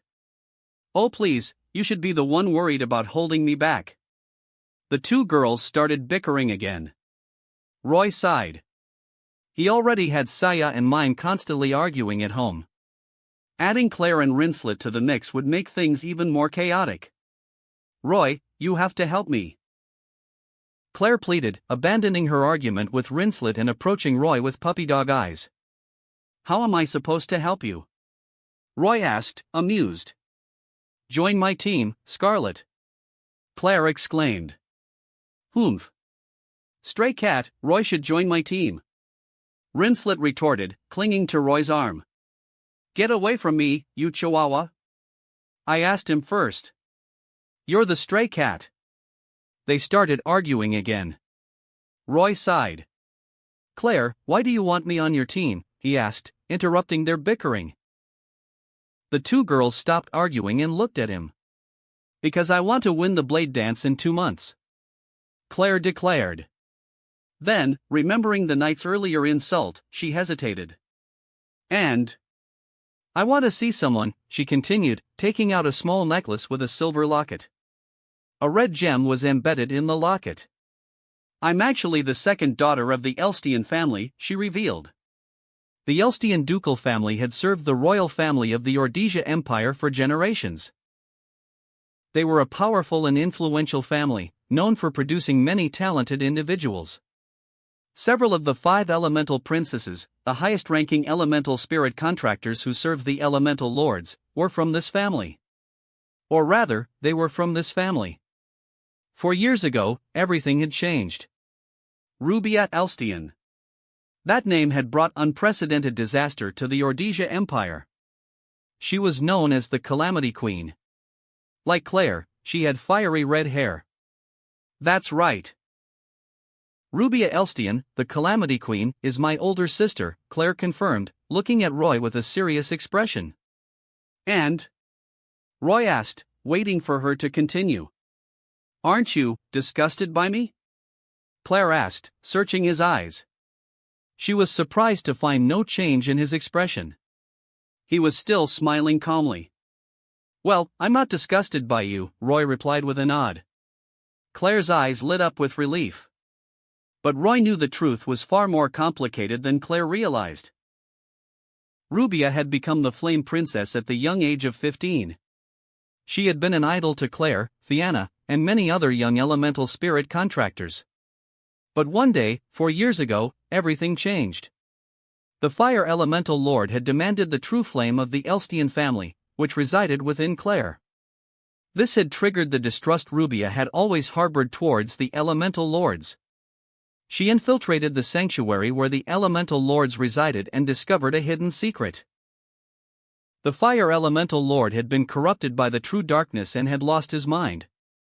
Rubia decided to betray the Elemental Lords. She stole the strongest flame spirit, the god-slaying flames. As a result, her homeland, the Elstian territory, and much of the Ordesia Empire were incinerated by the enraged Fire Elemental Lord. Roy suspected that the Fire Elemental Lord wasn't after Claire's life. He was after the true fire that resided within her. Yes, the true element that the Elemental Lords craved. The true darkness had been claimed by Renashdal, the Dark Elemental Lord. And the true fire had been stolen by the spirit contractors, its whereabouts unknown. The spirit contractors were the ancestors of humans. Roy didn't know how they had used the true fire. But somehow, the true fire had been passed down through generations and had awakened within Claire. The Elstian family's flames originated from this true fire. And the flames that Claire wielded in the original story, capable of burning other flames, were likely a part of the true fire. Rubia's flames, which defied the laws of the world and could freeze other flames, were also likely a part of the true fire. But they weren't as powerful as Claire's. Rinslet finally understood why Claire was called Claire Rouge instead of Claire Elstian. It was because of her sister, Rubia Elstian, who had betrayed the Fire Elemental Lord. The Empire had stripped the Elstian family of their titles and territory. Her parents had been put on trial and imprisoned. And Claire had been allowed to study at Aricia Spirit Academy only after losing her family name. Rinslet felt a pang of sympathy for Claire. "Hey, what's with that look?" Claire glared at her, annoyed by her pitying gaze. Rinslet didn't argue with her. "Well, I'll accept your request," Roy said, agreeing to join Claire's team. Yay! Claire was overjoyed. She had witnessed Roy's strength firsthand. With him on her team, she could definitely win the blade dance. But what? Claire's excitement turned into apprehension. "But you'll have to work hard." "I won't interfere unless it's absolutely necessary," Roy explained. Claire was relieved. "No problem." Roy, why won't you join my team?" Rinslet wailed dramatically, pretending to cry. She was upset that he had chosen Claire over her. Rinslet, do you want to join our team too?" Roy asked awkwardly. "Sure." Rinslet readily agreed. "Hey, I'm the leader of Team Scarlet." "But, since it's Roy's invitation, I'll let you join," Claire declared, trying to maintain her pride. "Humph. I'm not joining your team for you, stray cat." "It's only because Roy invited me," Rinslet retorted with a sneer. "You chihuahua. Do you want to fight?" "I'm not afraid of you." Roy sighed as they started bickering again. He gently patted their heads. "All right, that's enough. We should focus on the upcoming duel with the Sylphid Knights." Claire and Rinslet blushed and stopped arguing. Claire then invited Roy to rest in her room. Since they had a duel with the Sylphid Knights at midnight, Roy accepted her offer. Rinslet also joined them, claiming that she couldn't let them be alone together. Then, the two girls fell asleep. "They trust me way too much," Roy thought with a sigh, sipping his tea as he watched over them. Chapter 108, Knights Captain Ellis, Est. Wield me. Midnight. The students of the academy were sound asleep, and the spirits of the forest were stirring. Roy, Claire, and Rinslet set off for their duel. They stopped before a large circle of stones that emitted a pale bluish-white light. "This is the gate to the elemental spirit world," Claire explained. "It's the reason the academy was built here." Rinslet stepped forward and chanted an incantation in the spirit language. The stones glowed brighter. "Let's go in," Rinslet said with a smile. "Okay," Roy nodded. They stepped into the circle of stones. A flash of white light, and they were transported to the elemental spirit world. The elemental spirit world was a realm inhabited by spirits, completely different from the human world. There were no human disturbances here. And even if they were injured, the injuries wouldn't be severe. That's why the students often held their duels here. However, it wasn't entirely safe. They would still feel pain when injured, and although their physical bodies wouldn't be harmed, their spirits would suffer the same damage. If they were lucky, they would just faint. But in severe cases, it could cause memory loss or even permanent spiritual damage. "Flames, illuminate the darkness," Claire chanted, conjuring a small fireball that lit up their surroundings. "Let's go. The real stage is further inside," she said, leading the way. Roy and Rinslet followed. They arrived at a large, dilapidated theater, a relic from the ancient times when the elemental spirit world and the human world were still one, known as the Age of Myths. "Roy, you'll face Ellis Farringart. Rinslet and I will each take on one of the others," Claire instructed. "Once we defeat our opponents, we'll join forces against Ellis." Claire was a skilled tactician, a valuable strategist for their team. "No problem," Roy agreed with a smile. It seemed Claire had taken his words to heart and wasn't relying on his strength. "Humph. I can defeat my opponent in an instant. I just hope a certain stray cat doesn't lose," Rinslet scoffed. Claire glared at her but didn't retort. Perhaps she was focused on the upcoming duel. "It seems you've all arrived. A commanding voice echoed from the top of the theater. They looked up and saw a girl clad in shining silver armor, her blue hair fluttering in the wind. She looked like a valiant knight, a sight that made Roy nod in approval. This was Ellis Farringart, the captain of the Sylphid Knights. Behind her stood two other knights in similar armor. One had short black hair and was named Raka. The other had braided hair and was called Ratia. These were the two who had insulted Claire and Rinslet earlier. Ellis Farringart, when did you arrive? Claire asked. Don't tell me you were waiting there, trying to make a grand entrance, Rinslet sneered. What? And no. I just arrived, Ellis denied, flustered. Her reaction, however, confirmed Rinslet's suspicions. Claire and Rinslet glared at her. Let's begin. We'll settle this before dawn, Ellis declared, drawing her sword and fixing them with a sharp gaze. Suddenly, flames lit up, illuminating the ruined theater. A large eagle with outstretched wings appeared in the night sky. Let me introduce you to my contracted spirit, the wind spirit, Simorg, Ellis said proudly. Simorg circled in the air, then let out a deafening roar and swooped down towards them. A powerful gust of wind swept through the area, tearing up the stone pavement and sending debris flying. Roy, be careful. Claire and Rinslet, despite their increased strength, were wary of the attack. Roy, however, simply raised a hand lazily, his other hand still in his pocket. Boom! Simorg crashed into his palm. And then, the wind spirit vanished. What? Ellis gasped in disbelief. Her Simorg had disappeared after colliding with his hand. What had happened? Claire and Rinslet were equally stunned. He had blocked such a powerful attack with a single hand. It was incredible. You two go deal with those two. I'll handle Ellis, Roy said casually. Okay, let's go. Claire summoned her elemental waff, the flame whip, and lashed out at Ratia. Ratia's elemental waff was a translucent ice sword. It seemed she was an ice elemental contractor, like Rinslet. But Raitia's spirit was no match for Rinslet's Fenrir, and she didn't seem to have full control over it yet. Claire would defeat her easily. Meanwhile, Raka, the black-haired knight, attacked Rinslet. Take this. Crushing hammer, she shouted, swinging a massive hammer towards Rinslet. Rinslet gracefully leaped back, dodging the attack. She summoned her elemental waff, the ice bow, and aimed it at Raka. Trying to ambush me?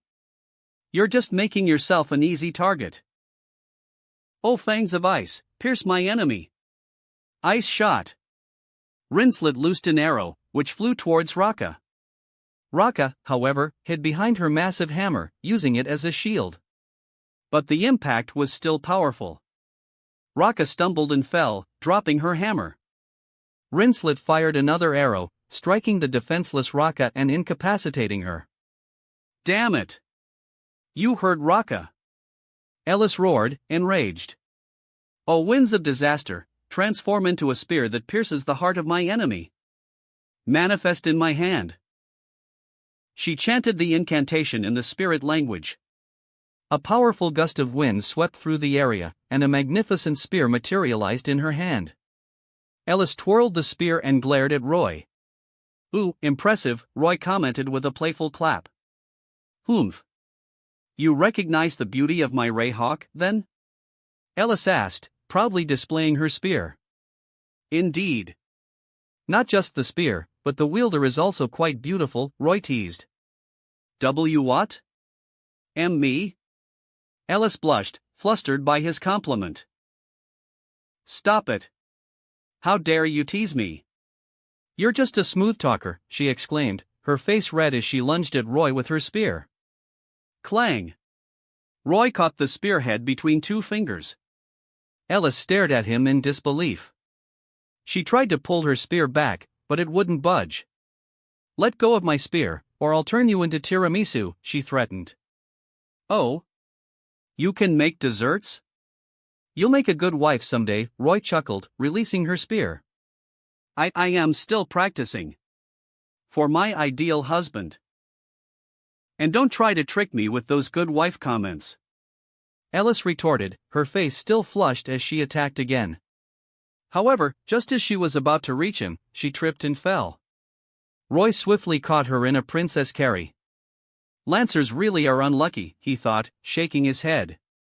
He had seen clearly that Ellis had tripped over a loose stone. Ellis, expecting a painful fall, had closed her eyes tightly. But she didn't feel any pain. Instead, she felt a comforting warmth, like being held in her mother's arms. She slowly opened her eyes. Roy's handsome face was inches away from hers. How, she stammered, her face turning crimson as she realized she was in the arms of her enemy. Hey, how long are you two going to hug? Claire and Rinslet, having finished their battles, called out with annoyed expressions. Ellis, remembering her situation, blushed even harder. She struggled to get down, and Roy gently released her. Ellis took a few steps back and saw that Raka and Rashia were unconscious. Even alone, I won't lose to you, she declared with renewed determination. Humph. You still want to fight in this situation? Claire scoffed. They had 3 members, while Ellis was alone. How could she possibly win? I won't give up, Ellis declared, raising her spear. I don't think we need to fight anymore, Roy said with a smile. What? Are you looking down on me? Ellis glared at him. No, that's not what I meant. Look over there. Roy pointed towards the distance. Thump. Thump. 100-meter-tall cyclopean giant was lumbering towards them. With each step, the ground trembled. The giant wielded a massive club, or rather, a tree trunk it had ripped from the ground. Its terrifying aura was palpable from afar. It was a high-ranking earth elemental spirit. But judging by its violent aura and crimson eyes, it wasn't an ordinary one. It's an earth elemental spirit, and a powerful one at that. I didn't expect to encounter one here, Ellis commented, surprised. Unfortunately, none of us can form a contract with it, Claire sighed. If it had been before, she would have rushed to try and contract the spirit, despite the danger. But she already had Scarlet, a highest-ranking spirit. Rinslet was in the same situation. Although elemental spirit contractors could form contracts with multiple spirits, their divine power was limited. They couldn't use many elemental wafts at once. Wait, Roy is very strong. Maybe he can contract it, Rinslet suddenly suggested, looking at Roy. Claire and Ellis also turned to him, considering the possibility. Just then, the white spirit seal on Roy's arm glowed. Est emerged. She clung to Roy's arm and glared at the 3 girls. Roy only needs me. A mere high-ranking earth elemental spirit isn't worthy of becoming his contracted spirit, she declared flatly. Est's words were blunt and arrogant, at least in the eyes of the 3 girls. Roy chuckled and patted Est's head. Est wasn't exaggerating. He certainly wasn't interested in a mere high-ranking earth elemental spirit. Especially since he already had Est and Ren. I think you should be more concerned about your own safety. That earth elemental seems to be heading towards us, Roy warned them. What? Earth spirits are usually gentle and peaceful, Claire mumbled. But she soon realized her mistake. Suddenly. Roar! The cyclopean giant let out a deafening roar, causing the girls to flinch. What's going on? Rinslet asked, confused. It's a berserker. That earth elemental has been influenced by a berserker. Est explained. The girls finally understood. Let's get out of here. I'll hold it off. You carry those 2 and escape, Ellis declared bravely, wielding her ray hawk. Don't be foolish. You're no match for it, Claire scoffed. Despite facing such a powerful spirit, Claire and Rinslet weren't panicking. They had Roy. They remembered how easily he had defeated the rock giant earlier. It seems I have to step in, Roy sighed dramatically. He stepped forward, facing the cyclopean giant alone. Claire, Rinslet, and Ellis watched him expectantly. They were eager to witness his swordsmanship again. Ahem. By swordsmanship, they didn't mean literally dancing with a sword. The blade dance was simply a term for battles between elemental spirit contractors. And Ellis's adopted sister, Valseria, even used a mecha. How was that a blade dance? There wasn't even a blade involved. No offense to you, Raka, with your hammer, Roy thought. Est. Roy called out, holding out his hand. Yes, master. Est replied, placing her hands in his. Chapter 109, Clumsy and Cute Estate, Claire and Rinslet's Rivalry. With that, Est transformed into the demon-slaying sword. Roy grasped the sword, a smirk playing on his lips as he looked at the cyclopean giant. He casually swung the sword. An arc of sword pressure sliced through the air, seemingly tearing through space itself. It flew towards the giant, covering hundreds of meters in an instant. The sword pressure passed through the giant's body and continued onward. The giant froze, then slowly collapsed. Rumble. The ground shook as the giant's lifeless body hit the ground. Such incredible swordsmanship! Ellis gasped, staring at Roy in awe. Compared to her admired elder sister, this man seemed even more powerful. So elegant. As expected of the man I have my eyes on, Rinslet gushed. What? Claire exclaimed, thinking she had misheard. She looked at Rinslet in disbelief. Ahem, did I say something? Rinslet feigned ignorance. Claire wondered if she had imagined it. Well, it's getting late. We should head back. Staying up late is bad for a girl's skin, you know, Roy said with a chuckle. Really? Claire, believing him, touched her face with a worried frown.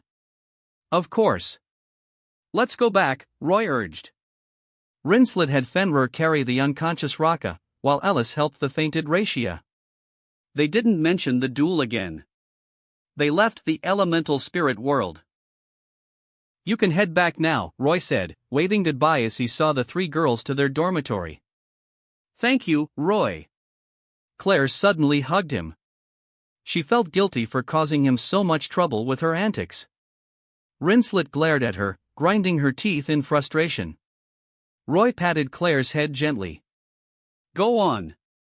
Get some rest. Okay. Claire nodded obediently. That sly cat. Rinslet muttered under her breath once Roy was gone. What did you say, Chihuahua? You're the worst. You invited Roy to your room yesterday afternoon. Who knows what you did? Claire retorted, her face flushed. Rinslet blushed, remembering their kiss, but she quickly regained her composure. Humph. You did the same, flat-chested girl. You called me flat-chested again. Do you want to fight? Bring it on. Are you two planning to start another fight in the academy? Ellis interjected, asserting her authority as the knight captain. Claire and Rinslet glared at each other, then returned to their rooms. The next morning, Roy was relaxing in the courtyard, enjoying the black tea Aquino had prepared and petting Est. Rias approached him, her expression troubled. Rias, why the long face? Roy asked, setting down his teacup. It's about my peerage, Rias sighed. Didn't I tell you to wait? Valseria Eva Farengart would be perfect as your rook, Roy suggested. Valseria's elemental waff was a powerful mecha, perfect for both offense and defense. She would be an excellent rook for Rias. But what about Rias's original rook, Rosweiss? Well, Roy could always take her for himself. After all, he had a soft spot for mature, single teachers. But Valseria isn't at the academy. I can't even approach her, Rias lamented. Roy thought for a moment. It was true. Valseria wouldn't return to the academy until the blade dance was about to begin. Don't worry, Rias. The blade dance is coming soon. Valseria will be back. By the way, how are things going with your other targets? Not much progress, Rias sighed. Greyworth, the Dusk Witch, is always out of reach. Freya Grandel, the academy instructor, is busy with her classes. And Ellis, the Sylphid Knight captain, although I see her around, I haven't had much interaction with her. Rias was getting anxious. There were so many talented girls here, but she couldn't seem to recruit any of them. Ha, Rias, you're the most popular girl at Kuo Academy. Don't give up so easily. Show them your charm. I believe in you. Roy encouraged her with a smile and a thumbs up. Rias's eyes lit up. She brushed her crimson hair back, her confidence returning. You're right. I can't give up now. With her confidence restored, Rias was radiant. She hugged Roy and whispered in his ear, "Thank you, Roy." "You're welcome, Rias. Just do this for me tonight." Roy replied with a suggestive grin. Rias blushed. Est, who was sandwiched between them, almost suffocated. Hearing their conversation, she puffed out her cheeks. "Roy, I want to do that too," she declared with a blank expression. Roy and Rias were embarrassed. They had forgotten about Est. "Roy Kuan. Claire and Rinslet are here to see you," Shizuka announced, entering the room. "Oh? They're here? I'll go see them." Roy, with a pouting Est in tow, went to the living room. "Yo, Claire, Rinslet. What brings you here? You're a busy man, aren't you? Today's the day our team participates in the school ranking tournament. Let's go," Claire declared, grabbing Roy's hand and pulling him along. Roy had no choice but to follow. The school ranking tournament was held to determine the participants for the blade dance. This year's blade dance was a team battle with 5 members per team. Only the team that ranked first in the academy would qualify. Claire and Rinslet dragged him to the registration area. They were then transported to the elemental spirit world, where they faced a team of 5. "Hey, Claire, I'm not going to participate unless it's absolutely necessary. So, I'll leave the fighting to you," Roy declared. He would only intervene if they were in danger. This was a test for the 2 girls. With Roy there, they had nothing to worry about. "No problem. Just watch my performance," Claire said confidently, then glanced at Rinslet. "I just hope a certain idiot doesn't drag us down." Rinslet glared at her. "Who are you calling an idiot? Whoever responds is the idiot. Damn it, don't expect me to save you if you need help." "I won't," Rinslet threatened. "You too. Don't be the first one to get eliminated," Claire retorted. Rinslet fumed. She was no match for Claire in a verbal spar. Roy sighed as they started bickering before even encountering the enemy. "Cut it out, you two," he scolded, lightly knocking their heads together. "Save your arguments for later. Focus on the enemy for now." "Fine," they grumbled, obeying him. Several minutes had passed since the match began. Due to Claire and Rinslet's bickering, they were still at their starting point.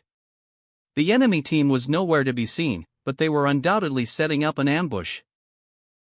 Claire and Rinslet ran through the lavender-tinted forest, searching for the enemy. Roy trailed behind them. "Stray cat, watch out for the bushes on the left. There might be enemies hiding there," Rinslet warned. "How would you know, Chihuahua?" Claire retorted, though she cautiously checked the bushes. "Humph. It's my intuition. If you don't believe me, that's your problem," Rinslet huffed. Just then, several bolts of lightning shot out from the bushes, targeting Claire.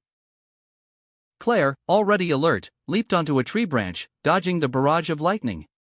She summoned her elemental waff, the flame whip, and lashed out. The whip sliced through the air, cutting down the trees with ease.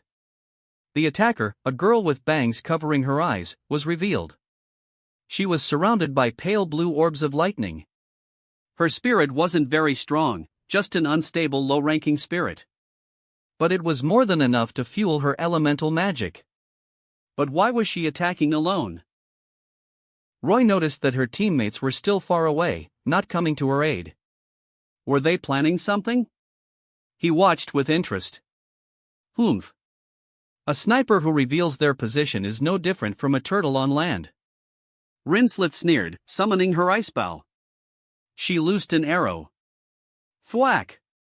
The girl, unable to dodge in time, was struck in the chest.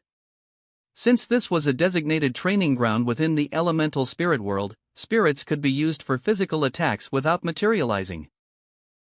They could be transformed into pure power for their contractors to wield. This meant that physical injuries were minimal. However, the impact and pain were still real, and their spirits would suffer the same damage. The girl collapsed, unconscious. Humph. As expected, I'm the best. Rinslet declared triumphantly, glancing at Claire with a smug grin. She had single-handedly taken down an opponent. Damn it! Claire was annoyed that Rinslet had stolen her kill. She was the one who had forced the enemy to reveal their position. Good job, you two. That was excellent teamwork, Roy praised them. Claire and Rinslet glared at each other, then looked away. Alright, let's move on. Did you notice that there was only one attacker? Roy hinted. The two girls paused.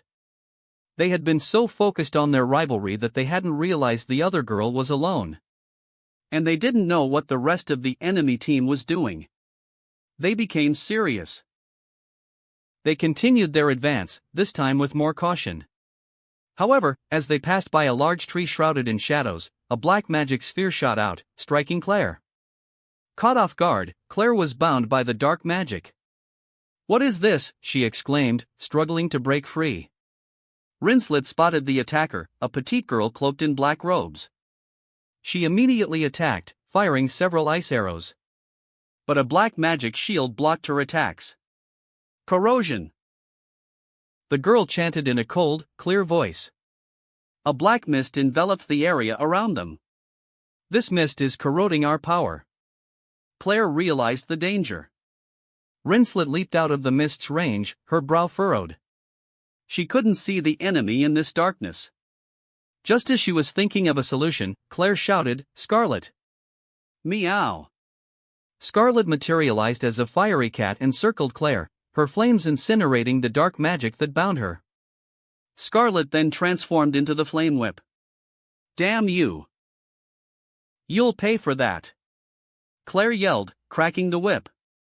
The flames dispersed the black mist, revealing the attacker. Claire didn't hesitate. She lashed out with the whip, striking the girl repeatedly. The girl's magic defenses shattered under Claire's relentless assault, and she fell unconscious. Humph! Claire glared at Rinslet triumphantly. Rinslet had done nothing during the attack. Claire had defeated the enemy on her own. Rinslet crossed her arms and looked away, refusing to acknowledge Claire's victory. They continued their search for the remaining enemies. Chapter 110, Lux's Final Spark, Fianna requests to join the party. After easily defeating two of their opponents, the enemy team stopped sending members to intercept them. Claire, Rinslet, and Roy finally found the remaining three members in a clearing. A girl in armor with a large shield stood at the forefront, flanked by a girl with a massive mirror. Behind them, another girl chanted an incantation, preparing a powerful spell. Claire, you distract those two. I'll interrupt the spellcaster, Rinslet instructed, her voice serious. Claire, understanding the urgency, nodded and charged forward. Flames of the Flame King, she shouted, launching a massive fireball towards the three girls. The girl with the mirror-shaped elemental waff conjured a large mirror, deflecting the fireball. What? Claire exclaimed, surprised as the fireball hurtled back towards her. She quickly dodged. Rinslet seized the opportunity and fired an ice arrow at the mirror. She didn't believe a physical projectile could be reflected like a magic attack. However, just as the arrow was about to strike the mirror, the girl with the shield stepped forward, blocking the arrow with her large shield. Rinslet frowned.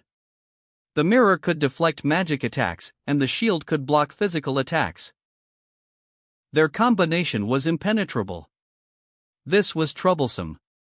We have to attack with everything we've got. If we don't interrupt that girl's spellcasting, we'll lose, Claire said to Rinslet, her expression grim. You're right. Let's go all out. Rinslet agreed. They exchanged glances, then unleashed a barrage of attacks. Fireball. Ice shot. Flame King's breath. Ice lance. Their relentless assault forced the two defensive girls to focus on blocking, creating an opening. Claire and Rinslet seized the opportunity. Hellfire binding. Ice hammer of wrath.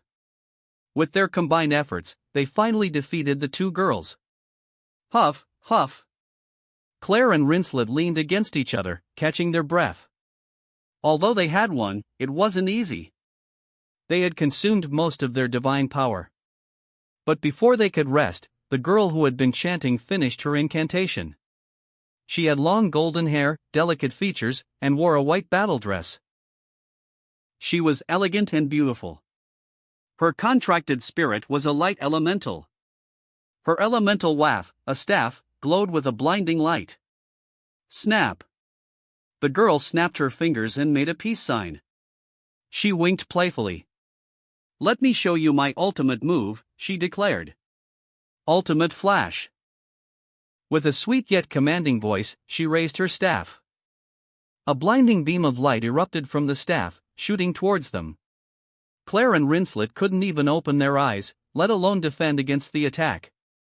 Were they going to lose? Squinting against the blinding light, they saw a figure standing before them. It's Roy. Relief washed over them.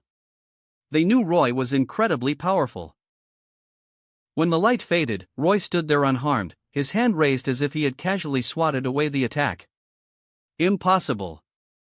The girl collapsed to the ground, her face pale with shock. She had unleashed her full power, yet it hadn't even scratched Roy. "Humph. You lose," Claire declared, standing before the girl with her hands on her hips. The girl lowered her head in defeat. "We lost," she admitted. "By the way, what's your name?" Roy asked, intrigued by the girl. Her attack had felt familiar. The girl looked up at him, her eyes sparkling. "I'm Lux Quina. You're very strong. I hope you win the blade dance," she said, offering her sincere congratulations. League of Legends Lux. With that, Lux and her team were teleported away. Roy smirked, hearing her name. It suited her well. "Roy, are you interested in her?" Claire asked, pouting. Rinslet also eyed him suspiciously. "Ahem, of course not. I just admire her strength," Roy replied with a cough. Claire, however, didn't seem convinced. Just then, a shadow emerged from the ground, taking the form of a mature woman with glossy black hair, glasses, and an air of intelligence. "Freya-sensei?" Claire and Rinslet exclaimed in unison. It was Freya Grandel, their instructor, who was overseeing the match. "I declare Team Scarlet the victors." "You'll be teleported back soon," Freya announced with a smile. Her gaze lingered on Roy for a moment. He's truly powerful, she thought. He had blocked that attack with a single hand. Even she wouldn't take on Lux's ultimate flash directly. As the headmaster had said, he was a mysterious and powerful individual. Freya then teleported away. Roy, Claire, and Rinslet were also teleported back to the academy. The students who had been watching the match were in an uproar. "That man is so strong. He blocked Lux Senpai's ultimate attack. So many teams have lost to that move, but he neutralized it so easily. Unfortunately, both heiresses have been captured by that man. It seems he's even interested in Lux Senpai. That's outrageous. He deserves to be punished." The gossip escalated quickly. In her office, Greyworth pondered the recent events. What is his purpose? Is he truly just here to find talented girls, as he claimed, she wondered. She couldn't understand this malintentions. After her earlier suspicions and some investigation, she had confirmed that Roy was indeed a Mao. Although initially shocked, she had gradually come to accept this truth. Roy, Claire, Rinslet, and Carol were enjoying a leisurely lunch in the Academy's cafe. Sunlight streamed through the windows of the outdoor terrace. A basket in the center of their table overflowed with various types of bread, jam, pineapple, ham. All students had access to this cafe. They could enjoy freshly baked bread, coffee, and tea, all free of charge. To celebrate our victory. Cheers! Claire raised her cup of tea with a cheerful grin. Roy and Rinslet also raised their cups of coffee. Clink! They clinked their cups together, and Claire took a large gulp of her tea. Our ranking has gone up. At this rate, we'll be number 1 in the academy soon, she declared, setting down her cup with a satisfied sigh. Humph. If it weren't for Roy, we would have lost, Rinslet scoffed, twirling her hair. That's true, Claire admitted. If Roy hadn't blocked Lux's attack at the last moment, they would have definitely lost. So, you still need to find 2 more teammates, Roy commented with a smile, stirring his coffee. Claire and Rinslet's faces fell. They were both problem students with few friends. Where were they supposed to find 2 more teammates? Suddenly, Claire's eyes lit up. How about Sayane-san and the others? They haven't joined any teams yet, have they? That's right. Rinslet agreed. They had gotten to know Saya and the others over the past few days. They won't join, Roy said, shaking his head. Eh? Why not? I know they're strong, Claire pressed, wanting to know the reason. They're not interested in the blade dance, so they haven't joined any teams, Roy explained. Saya and the others were all high-class devils or above. They weren't interested in such childish competitions. And the reward for winning the blade dance, a wish granted by the elemental lords, was meaningless to them. Even after thousands of years, the elemental lords were still only ultimate class. They couldn't grant their wishes. Claire and Rinslet slumped in disappointment. I know someone who might be interested, Carol suddenly chimed in, taking out a notebook from her pocket. This was her maid handbook, filled with information on the students and teachers. It was questionable whether this was truly a maid's handbook. Someone in our class? Claire asked, thinking Carol was referring to one of Roy's companions. No, it's a high-ranking noble lady, Carol clarified. Really? But there are many nobles in this academy, Rinslet commented. Who is it? Claire asked eagerly. It's Fianna Ray Ordesia, the second princess of the Empire, Carol revealed. Her? Claire and Rinslet exchanged surprised glances. Fianna, the second princess, held a high position in the academy and was known for her friendly and approachable demeanor. She had many admirers. It was surprising that she hadn't joined any team yet. It's true. Princess Fianna hasn't formed or joined any team, Carol confirmed. Why not? Is she not interested in the blade dance? Claire wondered. I don't have any concrete information, but I believe she is interested, Carol replied thoughtfully. Where can we find talented elementalists willing to join us? Is there really no one left? Claire sighed dramatically. Of course it's not easy to find someone now. All the skilled elementalists must have already joined other teams, Rinslet said, stating the obvious. After all, the blade dance was less than 2 months away. Any capable elementalists would have already joined a team to improve their ranking. Did I hear someone mention my name? A girl's voice suddenly interrupted them. A girl with beautiful purple hair that left a lasting impression approached them. Her black eyes sparkled, and she carried herself with an air of elegance. Princess Fianna? Claire and the others were stunned. Even Roy was surprised that the person they were just discussing had appeared before them. Hello, I'm Fianna Ray Ordesia, she greeted them with a graceful smile and a wave. Hello, Princess Fianna, Rinslet replied, standing up and curtsying. As the daughter of one of the 4 major noble families, she couldn't be disrespectful to the second princess. Claire, however, didn't bother with formalities. She was no longer a noble. Are you Roy-san? Fianna asked, her eyes sparkling as she looked at Roy. Yes, I am, Roy confirmed with a smile, curious about her intentions. I overheard you mentioning that you were looking for members to join your team. Is that true? Fianna asked, her smile widening. That vixen. Claire glared at Fianna, feeling a surge of jealousy. Especially after comparing Fianna's ample bosom to her own, her jealousy intensified. "It's true that we're looking for members, and I heard that Princess Fianna hasn't joined any team yet," Roy said with a smile. "Yes, I haven't joined any team," Fianna confirmed. "Why not?" Rinslet asked curiously. "Because I've been waiting for my Prince Charming to appear," Fianna replied, gazing at Roy with a love-struck expression. Her sincere gaze and charming smile could easily sway anyone. But Roy wasn't easily fooled. He suspected that Fianna, like in the original story, had experienced the betrayal of Rubia Elstian. This incident had left a deep scar on her heart, causing her to lose her ability to form contracts with spirits. In the original story, Fianna had come to Oryshia Spirit Academy hoping to use the protagonist to win the blade dance and have her wish to regain her powers granted by the elemental lords. Now, she was refusing to join any other team. She was clearly here to cling to him. That wraps up this part of What If Reborn in Highschool DxD as a Lucifuge. Thanks so much for listening. As always, new parts drop every 4 days, so be sure to stay tuned. Also check out my Patreon channel for early releases of all the series, where you can find all the series released one day ahead of YouTube.